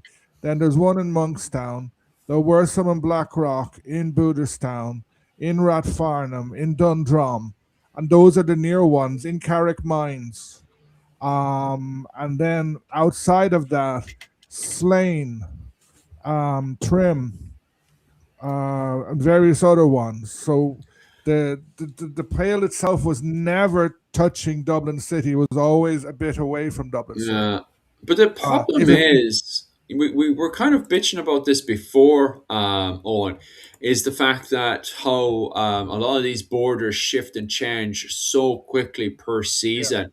And it's so funny because I don't know if you were reading this as well, Owen, but you got the likes of Trim Castle and everything, which just kind of end up being abandoned. You know, once the Gaelic or even the Anglo-Irish start to do their own thing, Jesus, the amount of these castles that just get open, just fully abandoned. Like Trim Castle, for example, is one of the greatest castles in Irish history. Not only is it abandoned when King John comes over to try to siege the likes of Hugh de Lacy and stuff, Hugh de Lacy Jr., I mean, but then when you go up to the Wars of the Roses in Ireland, you have these spectacular sieges in Kilkenny, you have brilliant sieges in Waterford. Trim, abandoned. Like, what? Trim Castle is a funny one, and it's the same with a lot of these castles around the Pale as well, that at times you just find that they're just completely abandoned. And as you pointed out earlier as well, Owen, you've got the likes of the Burns and the O'Tooles and stuff that suddenly appear outside the walls of Patrick's Cathedral and stuff, and you're like, Jesus, how did they push all the way there? And you look into the research of the castle, and it's like, oh, it's abandoned and so, and it's like, oh, Jesus, like what's going on there? Like at the same time, like a castle like Trim would have been really expensive to keep. Yeah, because it's huge. Yeah, and like think of the wall. Like you have the keep, and then you have this huge wall around it. Yeah. And if you don't have people guarding all of that, it's very easy to jump over. Whereas if you have a series of smaller castles, especially essentially fortified homes. If you know Mm, of Dublin, you can yeah. go to Dalkey and look at the little ones there. The Phoenix Park, Mm, uh, the old papal nuncio's residence, it got destroyed by dry rot, and they began to knock it down. And they said, "What the hell? There's a castle here. There's a tower house here." So there mm, was one Mhm. there. Um, yeah. if you use the Irish Environment Viewer and look around Dublin, you'll find like Bagot Street. The Battle of Rathmines was actually fought on Bagot Street. Mm, Um, there was a castle on Bagot Street that was important until 1650. mm, Um, so there were loads of little castles, which yeah. uh, which if you're marching into Dublin, there's so many of them that you would need several cannon to take each one, but they would slow you down. Mm, Um, that's why, for example, when Silken Thomas, he attacks Dublin, but mm, like he doesn't besiege it properly. yeah. So some of the big castles are kind of it's contradictory. A whole pile of little castles are sometimes harder to defeat Mm, than one or two big castles. yeah. Like when Silken Thomas rebels, the English took Maynooth Castle, which was another big castle. They took it Mm, in a few days. They brought mm. along gunpowder and blew it up. Whereas small castles slow you down much more, and then quite often the garrison can just slip out and run away.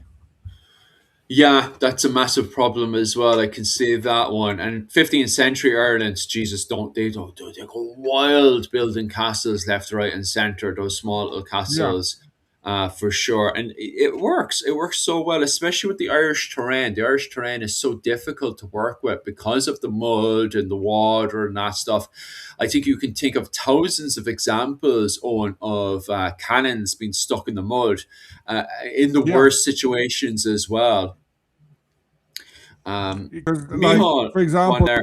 the castle behind me, Carrigafoyle. Mm, yeah. The reason the English were able to besiege it quickly was because they sent ships and landed cannons Mm, from the ships. yeah. Whereas if you're in a castle inland, it's much Mm, harder to get the cannon there, yeah.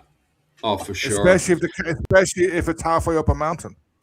Mm, mm, mm, mm, mm, mm. And who else is there? Mihal, is there any question in particular? Sorry, surname you want to smash out there?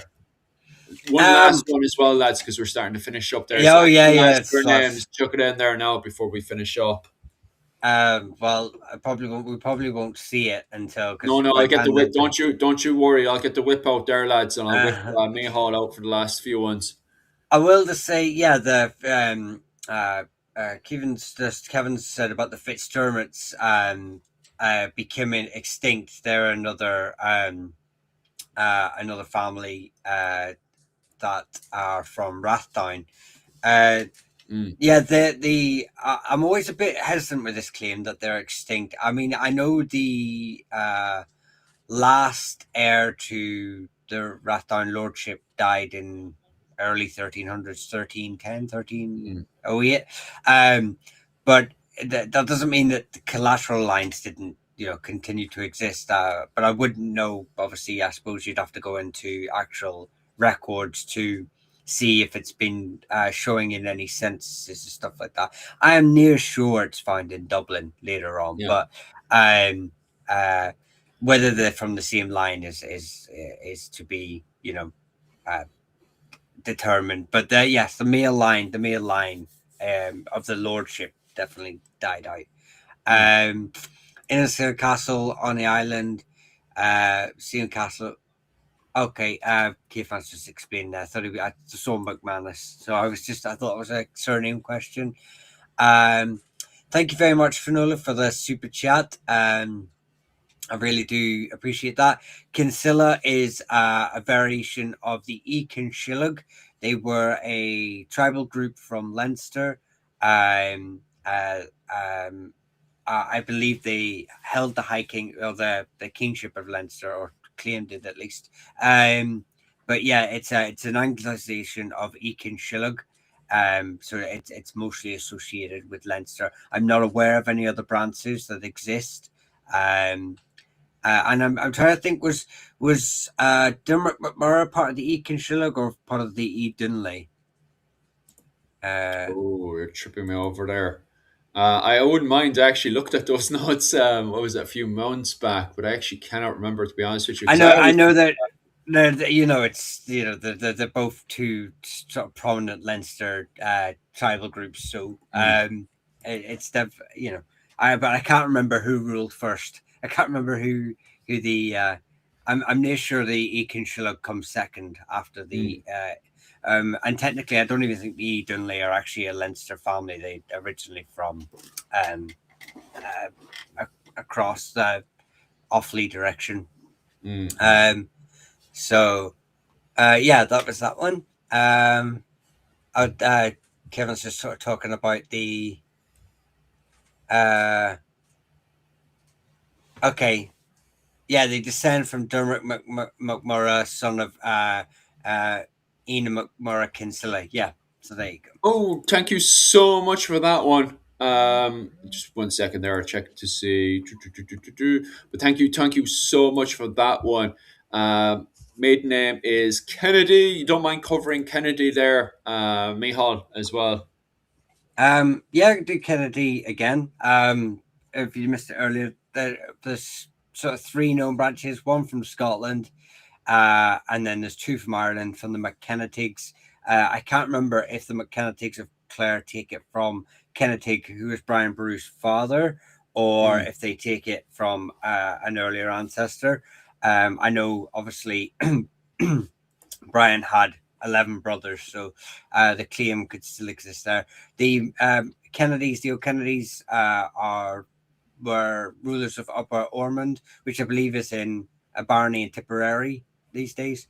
But it's on the borders, it's on the banks of the Shannon. And was it Upper or Lower Ormond? Anyway, yeah. So yeah, they claim descent from the Dalcash, related to the O'Briens, and then you have a smaller group who are from Fermanagh, who I'm not aware of which tribal group they associate with, but probably have some connection, whether it be genetic or vassals of the Maguires. Right, we'll have to start finishing up there, lads. I'm so sorry there for any names and stuff we didn't get to cover this week, but we'll be back again next week as well. And I might organize something else as well for you guys, either next weekend or the weekend afterwards, to try to get all the morning people in this chat as well. So myself and Owen and Mihal will have an old chat amongst ourselves and see if we can get some. I'm thinking to myself a Sunday morning breakfast live stream or something like that for you guys, probably like 10 a.m. or probably 11 a.m. or something on those lines. We'll have an old chat about it anyway. A lot depends see, on my daughter's sporting activities. Oh yeah. That's true. Depends on as work, well, especially too. on the Yeah. yeah. We'll see what we can do anyway. Because this time is kind of funny because it's a time when a lot of Americans are coming home from work and stuff. But on the flip side of things, it's when a lot of Irish people are going off to bed. It's difficult to find the right balance and see when's the best time to go live streaming and stuff. But we'll have an old discussion. We'll have an old chat about it anyway, and we'll see what we can do. We won't get rid of this live stream anytime soon. We might make a few adjustments and stuff to it. But other than that, guys, thank you so much for all that stuff. Myself and Rachel will be live streaming on Wednesday. We'll be covering the medieval news, which reminds me, myself and Rachel right now are trying to raise money, donations for a fifth. We're doing research into a 15th century clothing of the Irish up around the Munster region, especially to do with the Desmond Fitzgeralds. So definitely, if you want to support that, it's on GoFundMe. It's called Help Recreate a 15th Century Irish Ensemble. I will send you the link now. There we go. Oh, thank you so much for that one, lads. All your donations, thank you so much for all that one. It is literally right now, as myself and Mihal were saying earlier, our lifeline, because Jesus, there's so many books we have to get right now and catch up on. In particular, for myself, it's definitely what was it called? Gaelic World at War is a book I am chasing after right now. That's a copy of it right there. So this is a book. Your donations will help pick up. So all your donations are worth so much to us here in Irish medieval history and also over in clans and dynasties. Owen, if somebody wants to support your work, what's the best way to do it? And what video or what project are you working on right now? Okay, I have Buy Me a Coffee account, which you can find under any of my videos, the details. If you just Mm, type Buy Me a Coffee Forrest Fassa, you'll find it. Um, mm. FORAS and then FEASA is actually written here on the screen. Um, I brought out a video last week on Newgrange, and then I'm hoping the next week or so to bring out one about this is much earlier about the megalithic world in Ireland, Mm, and then yeah. the next long one would probably be on history of Valentia Island. I'm going to try and do a walk and talk, depending on the weather. All right, 'Cause I could nice. get blown into the sea. Uh, I hope not. I know it sounded a bit sarcastic there, but Jesus Christ, the amount of people I know, all right, that have been blown into the bloody Irish Sea, and that's them. Bye bye, off they go. And if they get pulled away, it's the bloody cold water that finishes them off. It's very bad for them. I'm the Atlantic. In front of me is Canada, so it's it's wilder. Definitely bye bye. Yeah, I can imagine. So, and once again, thank you so much for all those donations, guys. It means so much to us. And definitely, and as I was saying before, our main goal is to both get a hold of Gaelic World at War, and also on top of that as well, send your donations over to the GoFundMe project for myself and Rachel, who are raising money right now to put together a 15th century Irish clothing in the Munster region to do with the Desmond Fitzgeralds. Myself and Rachel are raising money for that. So if you're interested in that, definitely head on over to the GoFundMe, help recreate a 15th century ensemble. And also, if you support myself and Mihal in particular, our reading, definitely send us your money there, and we'll try to pick up. I'll try to anyway. We'll be able to get sorted, no problems. I think you've got enough funding on your side because of the t-shirts and stuff, and the if you want to buy a mug and all that stuff, get in contact with Mihal there. He'll sort you out with a cup and a t-shirt there. With your surnames. Just click the link in the channel. Just click the link Yeah. on the channel. Yeah. If you want to see any of yours appear, just write comments below, and we'll try and get it sorted. We're trying to build up on it, but it took a bit of a back burner for a couple of years. We just tried to let it do its own thing, but maybe 2026 is just a year where we just sort of start ironing out some of the old and come in with some of the new. So, so just click the link. I think it's linked on below your page as well. Yeah. It should be, unless something's happened to it. But at this stage, I have no idea. But other than that, guys, thank you so much for all the support. I just wanted to give a shout out to Queevin because he mentioned that his O'Sullivan family comes from Valencia. You don't happen to know their nickname because here there's so many O'Sullivans. Each family has a nickname and/or the townland they come from. So if you want to just throw them on the chat before we finish up, or next time. And also, we'll try to cover that next time for sure. Did I just see someone donated there? And someone donated Thomaker, Thomaker donated Gurmaraka. Yeah, thank you very much. I don't know who that went to, but thank you very much again. Really do appreciate it. Yeah, massively, especially when we need to get ordered this stuff. I'm way behind. I need to get a hold of that one, all right, so I can get up to date with the Irish military history as well. I don't know if there's any books you're trying to grab for this year as well, Mihal. all and Owen. But the number one book I'm trying right now is The Gaelic World at War. So that you're donate. Oh Jesus Christ! Thank you so much for that one as well. Lucky Penny, €3. Thank you so much for that donation as well. It means so much to us for sure, especially in this day and age as well. But I'll finish up there unless Owen wants to say anything else as well. Owen looks like he wants to jump No, inside I'm there. fine. I'm fine. Happy days, happy days. No. Okay, right. I finally finish up there after saying another a long Irish goodbye. There's an Irish goodbye where you just walk away, and then there's the long Irish goodbye which takes 2 hours and a half, especially with myself. But I'll start finishing up there anyway, lads. I see you